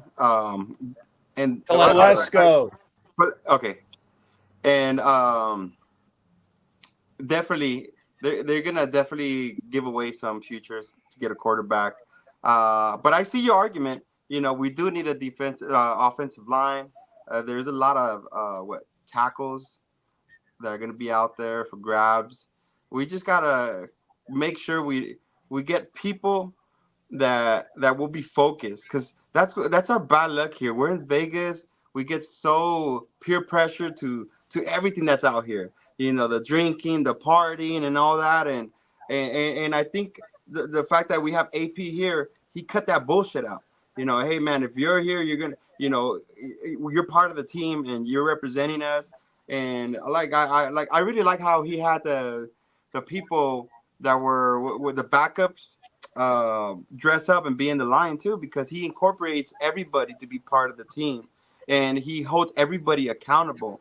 And I like how everybody's stepping up. I mean, you have Max Crosby leading the whole team, going to the weight rooms every single day, during off season, and it's a ripple effect coming from the top, going to the bottom to everybody else. But definitely, all eyes are going to be on them coming this draft. Rattler's pretty good too. Bo Nix is good. But we're gonna trade. Mark my words. We'll trade. We're gonna get our guy, and I really think it's what is it, McCarthy? He's gonna be the dude. Oh, you think it's gonna be JJ because of what Winston said, huh? No, I mean I was gonna say, like, that is one of the things that, and I'm sure Hollywood and Cap knows more than any of us, but the word that I've heard, at least from the people that I do know, and even in the boxing world. So you like Nate Hobbs is training boxing right now. Jack Jones is training boxing right now. They're all training. Yeah, a lot of them are. Let's see. There's like 32 of them that are like in and out of the facility, like training all the time. They're treating it like a regular season, so nobody's partying. And that's why I'm kind of feeling like, let's help what we got. Let's not go screw this up. Let's give them some depth. Let's go help them out. Hollywood knows. I know Captain Jack knows too, but there's a lot of things going on in there. But hey, Cap, I can't pass these up. I mean, you're getting so many happy birthdays because in the East Coast, isn't it officially your birthday at this point? Not yet. Not yet. Okay, Dude, it's only 10:30. It's not even 10:30 yet. Okay. I'm sorry, Jesus man. Christ. You got me croaking at friggin'. Well, that's why man. I didn't want. God. I had to get off the Jaden Daniels kid because I didn't want Captain to have a freaking heart attack the day before his birthday. I don't have a heart. It's like I said. I don't have any hate and discontent for Jane Daniels. I don't. I think he's a good kid. Okay. I just think that if you're going to go with a young kid, go with somebody that I think that would be just as good, if not better. And you might want to watch the tape when Florida State played LSU a little while ago, and Jordan Travis kicked his ass. Jordan Travis kicked his ass as far as stats and what he could do. And that's one-on-one comparison. Okay. Yeah. I'm just saying. And again, you're not going to get a lot of me. And by the way, I don't give a lot of aplomb to Florida State because I'm a Gator. But I tell you what, the kid Verse is the first rounder, is going to be a terror. The kid Fisk, who is going to be a second or third rounder, is going to be a terror. Jordan Travis is going to be a terror. These are some really good players, and they got good cornerbacks coming out of Florida State as well. So don't sleep on that program because there's going to be plenty of guys available from that program that are going to be wonderful picks. And I'd love to have the Raiders pick up any one of those guys. Hey, Cap, real quick. Sheila seems to think that your birthday is not until May. She was misinformed. No, Sheila, no. Somebody came out and did a birthday wish for me in May. It's tomorrow. It's actually in an hour and a half officially. See, that's why Jesse's been so nice, and Power Raiders try not to give Cap a heart attack. Right? I want him to make it to his 102nd birthday. Yeah, like you said. Well, if you want to give me a heart attack, you put Raquel on screen again, and then everybody else goes away. And goes, I have it right here. She's coming over here to say happy birthday to you. On screen. Yeah, well, if she gives me the birthday, the birthday cannons. I gotta love the birthday cannons, man. Those are awesome. Hey, how you doing, Rocky? Good. How are you doing? I'm trying to get Rocky the solo shot for you, Cap. Captain Jack said if you could get out of the screen, I want to see my cannons, man. If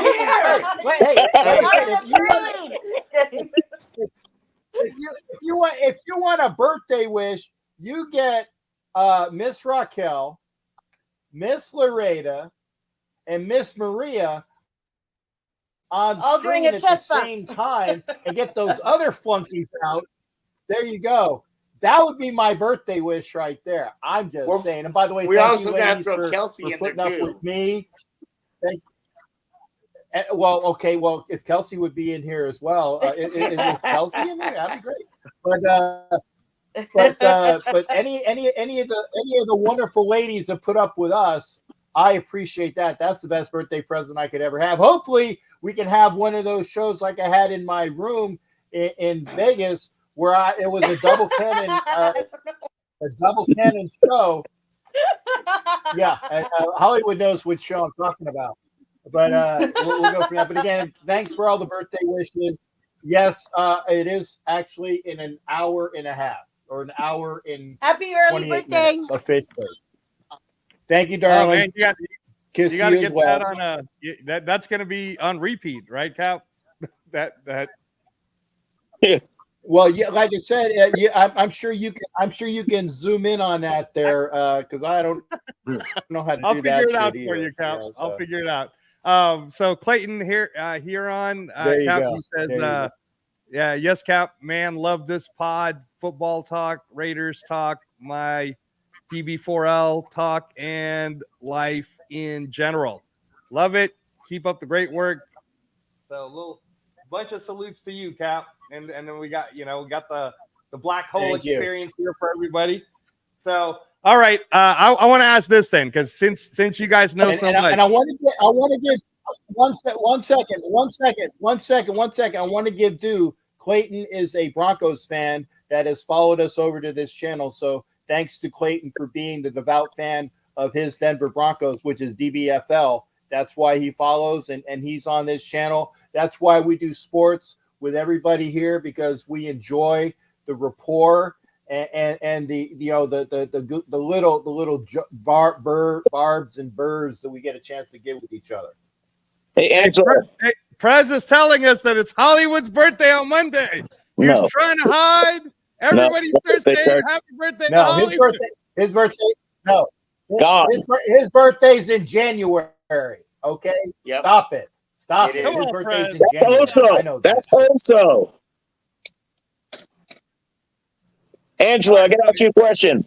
Yeah, no. So my question was, you hear what Charles Woodson is saying, and in my opinion, Charles Woodson's right up there as one of the great. I mean, me personally, I can't put Charles Woodson above Mike Haynes just because Mike Haynes was really a shutdown guy and helped us win that Super Bowl, and Charles did not. So, but I do love Charles Woodson. Absolutely love him. Everybody keeps talking how we need corners, right, Hollywood? When I was talking to Studo and he was breaking down these tapes with me, he was like, hey, man, now that I looked at all of this, honestly, yeah, I don't really see anyone I would want to take in the first round. That's from Stu. But I'm just saying, like, do you guys see anybody that you want to take in the first round at all? Is number 13 is pretty high. Woodson got taken at the 4th, but I don't see no Charles Woodsons in this there ain't no draft. Charles Woodson's over there. There ain't no Charles Woodson. So are you Let's go back willing to to take? Woodson. Yeah. Are Bring you willing Woodson to out of take, retirement? yeah. Are you willing to take anyone though at number 13? Because they keep saying Quinion Mitchell, Terrion Arnold, Kool-Aid McKinstry, Nate Wiggins. Anybody? Trade back. Wiggins would probably be Trade the only back. one Trade that back. I would probably consider back and taking get him. that pick. No one, Hollywood? Nothing for you? No bueno? I just want to say Lester Hayes needs to be in the Hall of Fame, along with Jim Yep. Plunkett. Yeah. No. Now with that though, Power Raider, nobody. You don't like it? No. None of the corners. No first round corners for you. I really haven't looked into that, to be quite honest. I don't like to bullshit. I mean, I've just been looking at the at quarterbacks, and that's pretty much it, because that's like the number one focus we have to focus on right now. Well, I say we, but me for the team right now. That's all I've been looking at, quarterbacks and development. That's all I've been looking at. I trust what our leadership has, and and like Captain has said it so many times, what, and Hollywood has said it too. No matter who they put in that office, we're gonna have to support, because that's our team and that's who our leaders are. And you'll never see me talk shit about anybody. I'll support them because they're silver and black and everything, Yeah, no, of course. I mean, we support them no matter what. But yeah, no, Hollywood. So nobody, right? You seeing anyone that's a first round grade cornerback to take it all, or you're like, no thanks? I think Hollywood's not hearing my question yet. Oh, okay, there he had to go. Hey, Cap. I think Hollywood would love to have Nate Wiggins. He'll come back. That's the guy. Okay, you think he? I just 13 is pretty high, man. 13 is pretty high, but there it is. I think Wiggins will be gone. Like I said, move back. Yeah, I think Wiggins will be gone. Move back for a corner. If you're gonna get a cornerback, move back. Here's one move for Matt Marinovich. Matt Marinovich is saying, how about you take Terrion Arnold for the first, Rattler for the second, and then Cooper Beebe from Kansas in the third? I think the second's too high for Rattler. That's too high for Rattler. Okay. All right. I think Cooper Beebe is going to be gone in this at least by the second. A lot of people need the lineman. All right. Let's see. Yeah, no. Hey, Power Raider, if you ever want to know a lot of this information on the short, just go rewatch some of the episodes because that's what I was doing. Is I was just laying out all the stats for everybody. I did like a whole Trenton breakdown with Chris, so you don't have to do none of that homework. It's already done for you. You're good. I love when people know football knowledge, and it's amazing that you know the history. You know, I'm a history guru too. But nothing like Captain Jack. Just really quick, when we were doing a raffle, it was at a beer's house, and every single raffle number that kept coming out, Captain Jack was saying the old school alumni number. Every single raffle, I'm like, man, this guy knows every single number by heart, and that wowed me. That's like my big wow I've taken from Captain Jack, that he knows every old school number out there.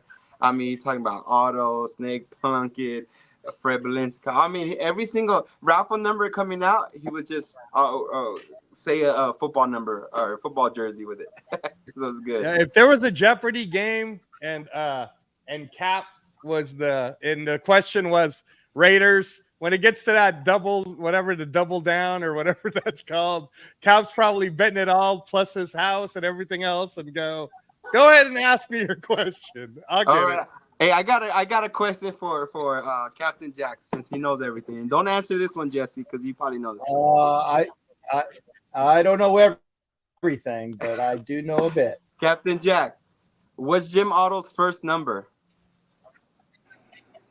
50. Come on, man. Give me something that's more difficult All than that. All right. I'll give you another one. What's the Raiders' first MVP?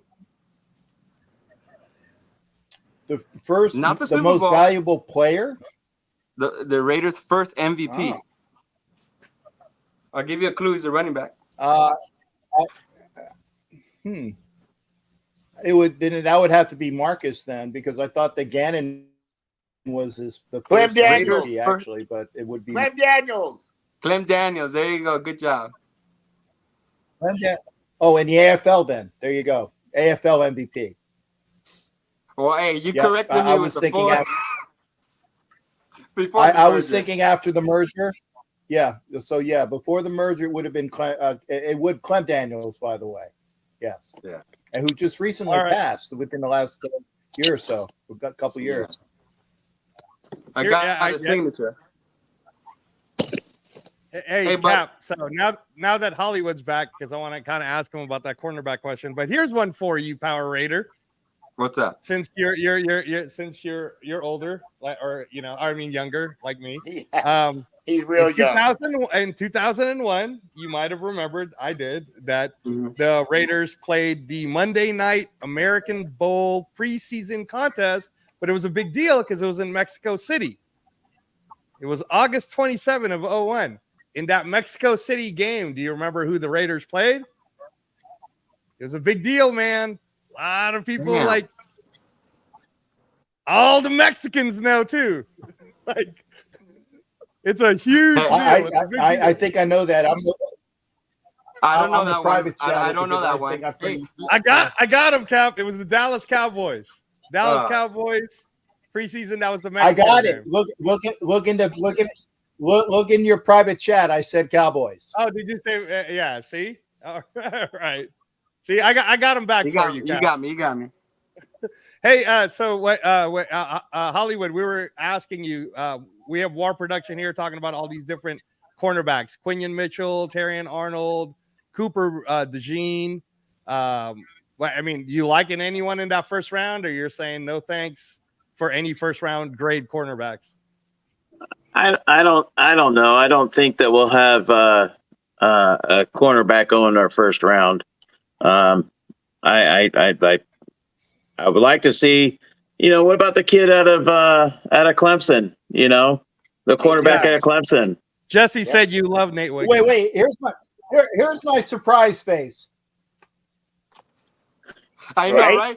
Hollywood's all about Clemson. Everything. Did I not tell you he would say Nate Wiggins out of Clemson? Huh?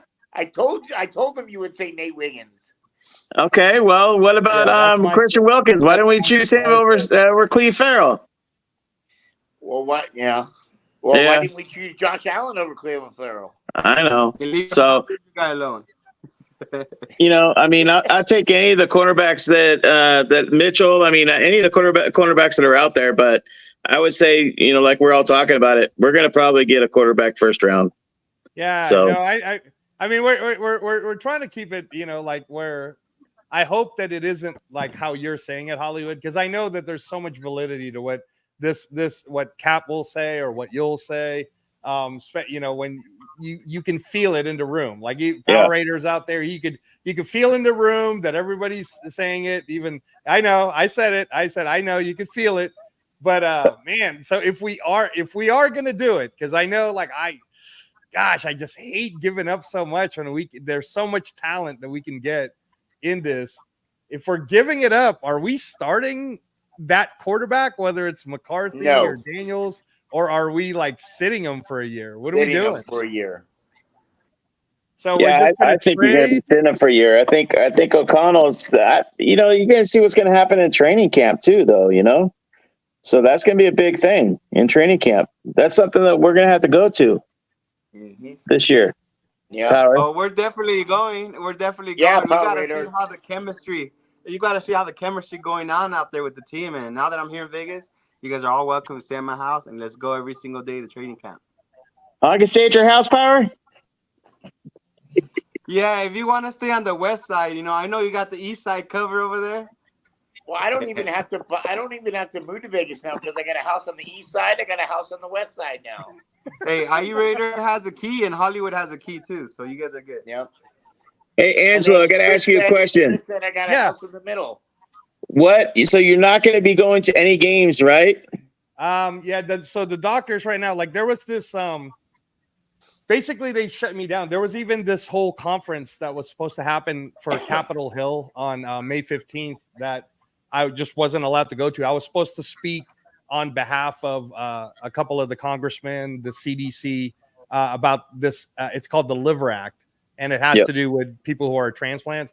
So basically, they shut me down. I'm gonna ask again. They said, hey, let's talk when you get to the 2-year mark. So my 2-year mark is going to be July 16th, and then we'll see what they say. Their biggest fear is even if just I hang out with you guys, I can handle us, right? I can control the scenario. But if let's say we go to I don't know, man, we go to the stadium and then, there's enough people rubbing on everybody and you don't know who's sick. And then there's kids and all it really takes is me doing one thing. I shook someone's hand and I rub my eyes and then I get sick. And for people who are transplant, we get so we're immune compromised because of the anti-rejection medications that when we get sick, we oftentimes end up in the hospital. That's why we can't eat everything anymore, is because if we get food poisoning, we end up in the hospital. So do you have any patches or anything like that to represent you or your foundation?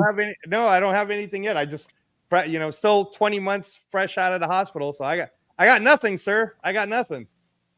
Well, I mean, I would like to put a patch or something on there to represent you for every game that we go to so that you're there on my jersey with us at every game. That's awesome. Oh my gosh. Thank you so much. I you know what? I'm going to work on that. I'm going to make sure that before the season starts, we'll get something together. And if you need help with that guy over there in the corner, the other one, Power Raider, he's got a good hookup. If you can do some artwork, I'll pay for I'll pay for your patches. Just get him all the artwork, and he knows where to order them. Wow, that's awesome. That's awesome. No, thank you so much. Yeah, Power Raider, my wife did this one. So this is hold on, let me disappear for a second. So if you guys see this is I like it. So that's right. So there's 2 versions of Raider Transplant there. One is the happy version, and Bo Jackson was my favorite player growing up. I came here from the Philippines in 85, and Bo Jackson, we got him in 87. So, and then the angry looking liver that's a Raider Transplant there. 22 is the year that I got the liver transplant. But I told you guys, I really like Mike Haynes. Like Mike Haynes was pretty awesome. So that's why it's the 22. But I don't know. I'll talk it up with Power Raider. See what's up. Go ahead, Power Raider. That's an amazing artwork right there. So if you get any patches that represent what you're doing, what your awareness is about, I'm down to help you out. Like, turnaround's about 45 days and get you a big bulk order, and we all help you push it. You know, I'm not sure if you're going to continue the podcast after this, or Captain Jack, but you could push it everywhere. You know, I mean, everybody here is all patch collectors. IE Raiders collecting patches from everybody around the world right now because he has a vest he's working on. So, that's cool. Definitely. That thank you, Power Raider. Thank you. So IE Raider, you're getting patches from everyone around the world, and then you're putting it on a vest. Yeah, a bunch of pitches. Well, I already have one vest. I'm doing a second one for me and my fiance. And yeah, people are sending me patches from everywhere right now. So that's awesome. No, thanks, guys. Yeah, no, Captain Jack keeps pushing me to do a podcast on my own and do content, and I was telling him like what everybody that's out there that's doing the content, it is a lot of work. And you know, like it's not just where you show up to it and you start talking. There's a lot behind it, a lot to go to it. But I was telling him, Hollywood, that the idea I would have when I finally come out with my own channel and do it is I want to talk about transplant life, because I don't think a lot of people really understand what it's like to be a transplant. And I kind of want to, you know, just educate everyone about, please go get your health checked all the time. The disease that got me gets 70% of people who are, you could be Filipino, you could be Hawaiian, you could be Vietnamese or Chinese, and you might not even know it, and you need to get tested for it, right? So, you know, but definitely take your health seriously for sure. You know, Raider Nation is a lifestyle, and I know that it's helped me, and it's therapeutic to be around positive energy. And the wins and the losses, you know, yeah, we get hurt, but you know, like at the end of the day, like the Raiders making it to the Super Bowl wasn't going to, you know, save my life when I needed a liver transplant. You know what I mean?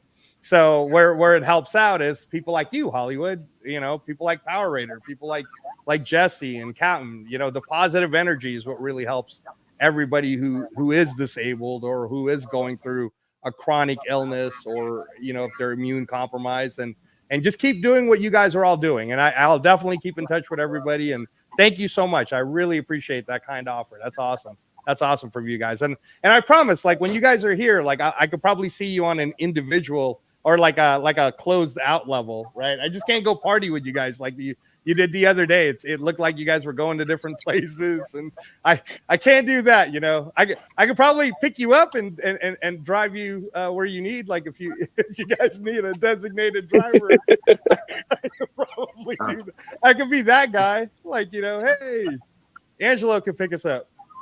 There you go. Hey, Angelo, I'm gonna have to step out. The wife already gave me the look because I have to get. All right. Hey, no, thank you so much. Thank you. Yes. Hey, Power Raider, can you just say goodbye to everybody and tell them where they can follow you? And tell Maria. Tell Maria she's got to come on before you step out. I asked her to come out here to say happy birthday to you. In. I told her, but she doesn't have her makeup or nothing. She doesn't want to come out. But I just want to let you guys know, thank you guys for following the show. Captain Jack is always one of the consistent podcasters out there. Thank you for having me here, Angelo. Thank you for sharing your story. You're here with Hollywood, IE Raider, some of my great friends within Raider Nation, my brothers. Like I wasn't joking when in that comment I put earlier that IE Raider is worse than a telemarketer. He calls me every single day, but that's brotherhood right there. I like the guy. Hey. But guys, I'm stepping out. You could follow me at GoGo Power Raider and all social media platforms. I mean, Twitter, Facebook, Instagram. Everything's GoGo Power Raider. Even my MySpace account still GoGo Power. No, I'm just kidding. Oh, whatever. But you weren't old enough to have a MySpace. Before I step out, guys, May 11th, Bakersfield is where you guys want to be at. The summer kickoff. I will be there. I mean, there's going to be tremendous amount of alumni players there. Some of the active Raider players, you're going to have DJ Turner, Divine Diablo, Jacoby Myers. You'll have alumni Hall of Famer Tom Flores there, guys. You guys wanna go and meet and greet these players because they're getting up there in age, and with that said, you want to get them when they're active and giving signatures out, taking pictures. I mean, right now, how often do you see Jim Otto doing that? You can't, because he's already up there in age and in a wheelchair and all that. So get them right now in their prime, and that they're still available to do that. I mean, you have Jeff Barnes, Greg Townsend, the all-time sack leader for the Raiders. You have Reggie Kinlaw, Mike Ciani, Ira Matthews, Williams. LA players, another player, Michael Alexander. That's just one of the events that's going on during the off season, May 11th, summer kickoff in Bakersfield. The other event that's going on, and this will be a huge one, that I'll be over there volunteering. And if you want to volunteer, let me know. I know Hollywood's in there. That's a yes, right, Hollywood? You're helping out. Anyways, April 29th, guys, we have the Hall of Fame, Fred Biletnikoff. What's it called? This is the 20th annual, so it's gonna be super huge here in Las Vegas. You have a lot of Hall of Famers just having a good time in golfing, and I was reached out to go and help out with this. So that's an outdoor event, Power cool. Raider. Hollywood knows about this too. The Hollywood. So April 29th, because I know Power Raiders got to go. Can you talk about it a little bit? The April 29th event, Hollywood? No, he knows all this. He's got everything on there. Now tell us about it, Power Raider, real quick. So there is a charity event that's going on. It all goes for drug abuse, domestic violence. If you guys know the history about Angelo and Fred Biletnikoff and their mission behind it, if you guys don't know, go to the BiletnikoffFoundation.org. You'll be able to see everything, their whole life story, what inspired it, and how the Raiders have been backing them up since day one. We go to the Craft Fest. You see Hollywood. You see Raider. You see Josh. You see a lot of us. You see Captain Jack in the suit with his hat. I mean, we all do this for a good cause because it's all going to a good cause. We're saving so many women out there and individuals out there that need help. You know, the acute risk, and part of those events. And part of being a super fan is being active within the Raider Nation community.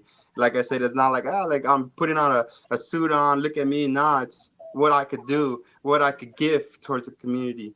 Givers gain mentality, and you know, I'm giving my time donating to this other event that I was fortunate to be called on to come and help out. And now that I'm here in Vegas, I'm gonna go full on board, and I'm looking for a few more other people that could help us out. So thank you, Hollywood, for, you know, with his eyes closed, he said, I'm in. So we'll see what's up.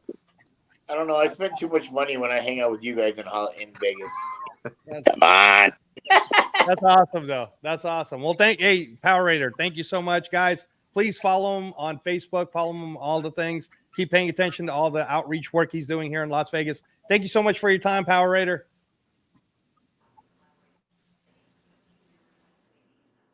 All right. So I want to just address this real quick, Hollywood.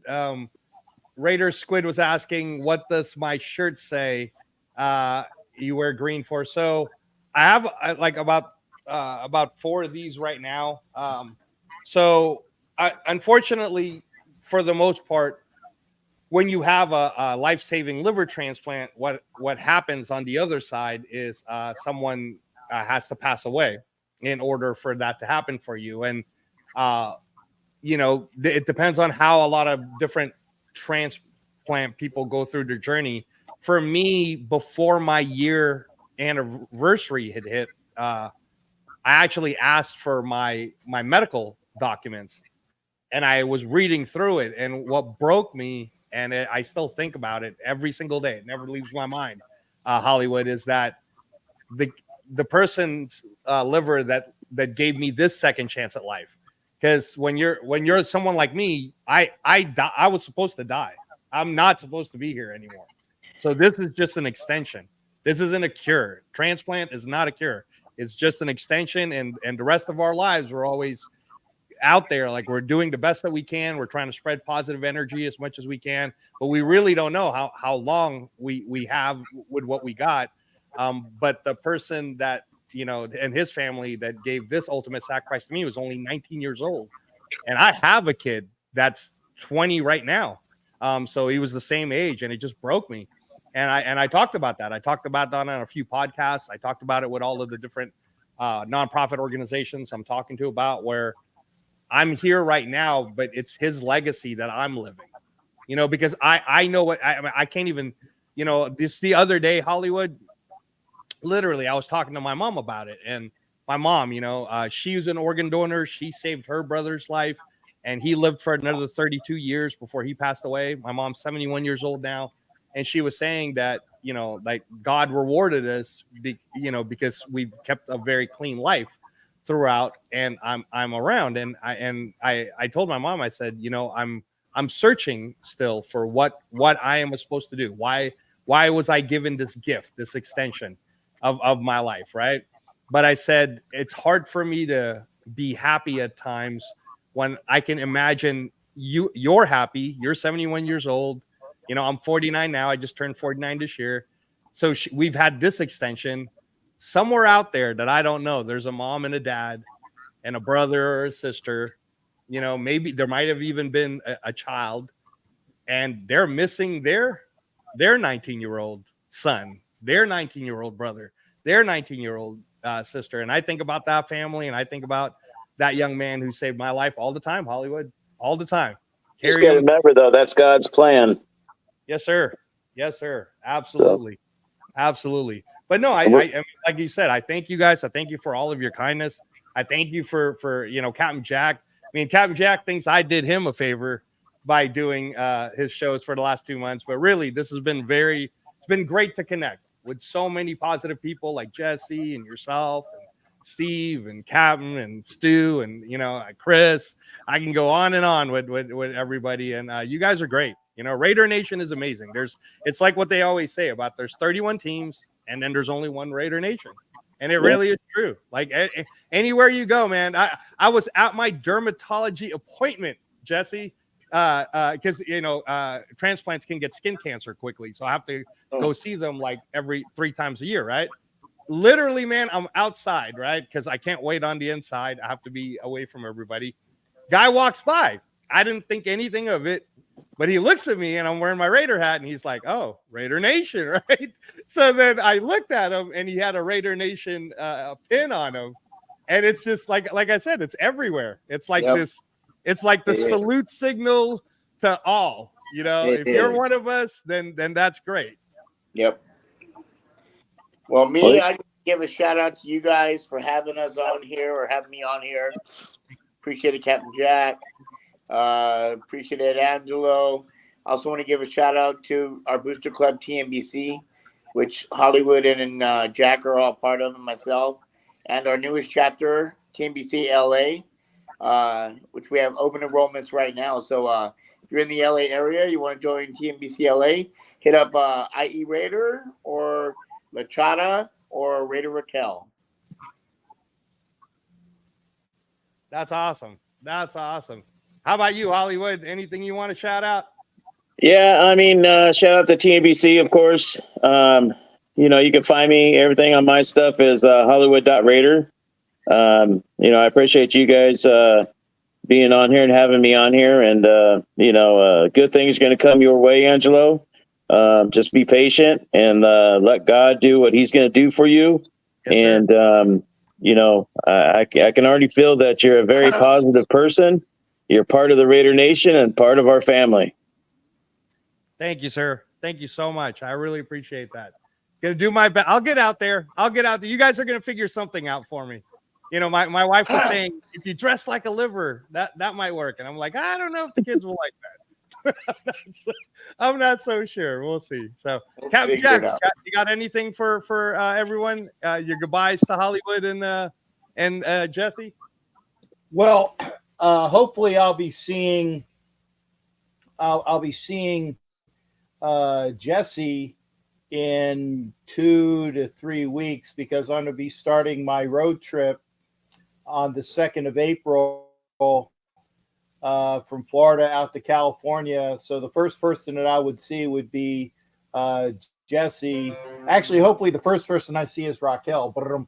Anyway, but if I'm out at L, but yeah, I'll be seeing Jesse and Raquel and all the folks out there. But during the road trip, hope to make stops in order to see folks out in TNBC chapter in LA.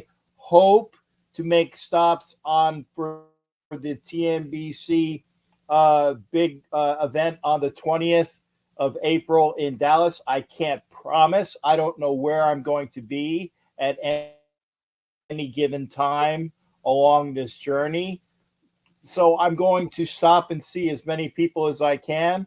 I'm not going to rush. I used to be able to do a cross-country trip in about 2.5 days. Hell, in 2.5 days, I might not be, I might get to Louisiana in 2.5 days. So we'll see. But I'm going to be going through Louisiana and Mississippi, Georgia, Texas, see some folks out in Arizona. Hopefully have some good times there. Like I said, going out to California, Southern California, as well as Northern California. Then I plan to go east and hopefully hit Vegas on the way back.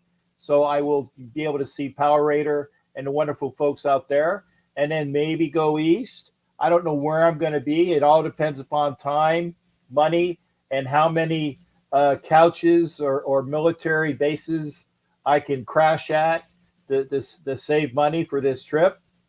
But I appreciate everybody that supported me on any of the endeavors, and I hope to find and see folks for some get-togethers. And Angelo, when I get to Vegas and when I hang out with Power Raider, hopefully I'll get a chance to meet you up there as well, but only in an environment that would be beneficial for you. And I'll wear masks or anything that you want me to as well. But again, I thank everybody. I start the trip on the 2nd of April, and hope all goes well. But remember, it's not goodbye, because again, don't forget that Angelo with Stuart Schweigert and Chris from Protect the Shield are going to have a very, very productive and informative draft show this Sunday for Easter. And he's going to have to break it up into 2, if not 3 parts, so we can rebroadcast it again and again and again, because we can only do 2 hours. 2 hours.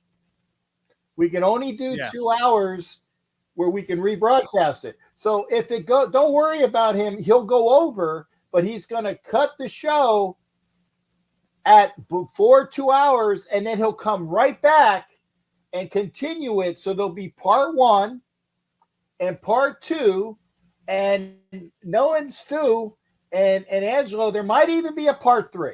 Okay, I'm just saying. Come on. Stop, Cap. That's a lot of time. If it's that informative, don't be surprised if it's the first 2 hours, the second 2 hours, and then the final hour. I'm just saying. I made a promise to Chris and Stu that I will do my best to keep it under the 2 hours.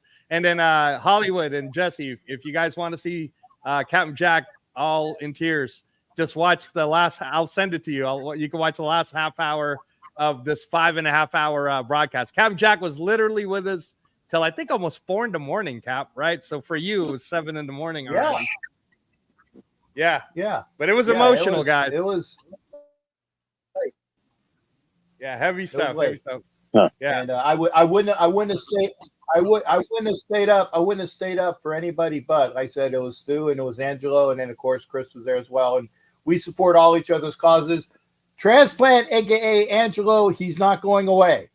He's just taking a hiatus, like I took a hiatus. Don't say that. Where is he? And why did you get rid of him? I didn't get rid of him. Okay, so for all those people saying that I got, he made me walk the plank, everyone. Stop it. He's full of shit. Like I said, I'm famous because of that guy, and I will have Angelo back at any time. I'll have IE back at any time. I'll be with Power Raider time.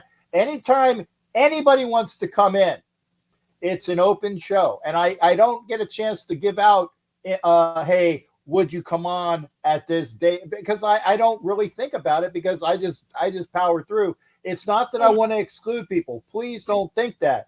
I just say if you have something to talk about and you want to come on, you know when I'm coming on because it's pretty much the same thing. So don't be a stranger. And if you say, hey, I really want to be on this show at this time, I'll say sure, and I'll make it happen. Okay? So if there's something that needs to be said, I will make it happen. And again, Chris, thank you there. That was a great show. And like I said, there will be a fantastic draft show this Sunday. And if you promise Stu and Chris to keep it under 2 hours, I ain't coming on because that'll push it over 2 hours. I'm just saying. We'll see, Cap. We'll see how the flow goes. We'll see how it goes. Are you going to be able to see? You're going to be able to see Jesse then, right? But you won't be able to see Hollywood on your excursion. I will see Jesse. I will double back to see Power Raider. I'll see Hollywood soon enough. Okay. One way or the other, I will say. Trust me, I see Hollywood a lot. And he'll probably like pop in and see me sometime that I don't know about. I know he's a devilish little fucker. He is. I'll just come fly to your house. I know it. Yeah, there you go. So that's it. So, but yeah, we'll see each other. I'll see everybody as well as I can. Again, there will be a Where's Captain Jack update on Instagram and my Facebooks, so you'll know where I'm at. Everybody says, well, let me know. Call me. I said, again, it's not that I don't want to, but if I call everybody that says call me, I won't go 10 miles down the road because I'll have to call people.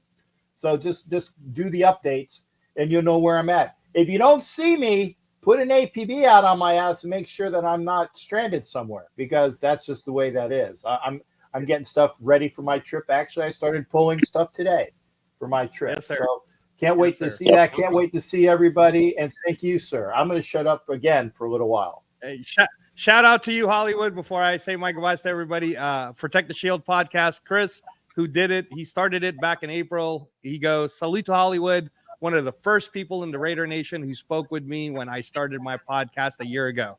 See how influential you are, Hollywood? You're influential to all of us. You always act so humble. He makes. I think this is the. I think he's doing the Clark Kent famous right now, and then he turns into Super Hollywood. He puts it all together. So hey, you gotta be humble and gotta be polite to everybody. You know, it's we're all family, bro. So, you know, I don't try to be any better than anybody else because I am just a person just like you are. So, I'm here to support everyone. Yes, sir. Yes, sir. Well, thank you guys. And again, anything that you guys need from me or what I can do, if you know of somebody that may need a transplant or need that medical help, just give me a call, Jesse. You know, give me a call. Let me know. You know, at all. And Cap, thank you again. Thank you so much for spending all this time with us tonight. I'm going to close it out if that's all right with you, Cap. You want to do the close? You're good. No. You don't want like to you said. No, you only got someone. No. Do you want to do your yar or anything? All right. I will do a yar. I will do okay, yar. Go ahead. Before I go, for all the Raider Nation out there, yeah, everybody.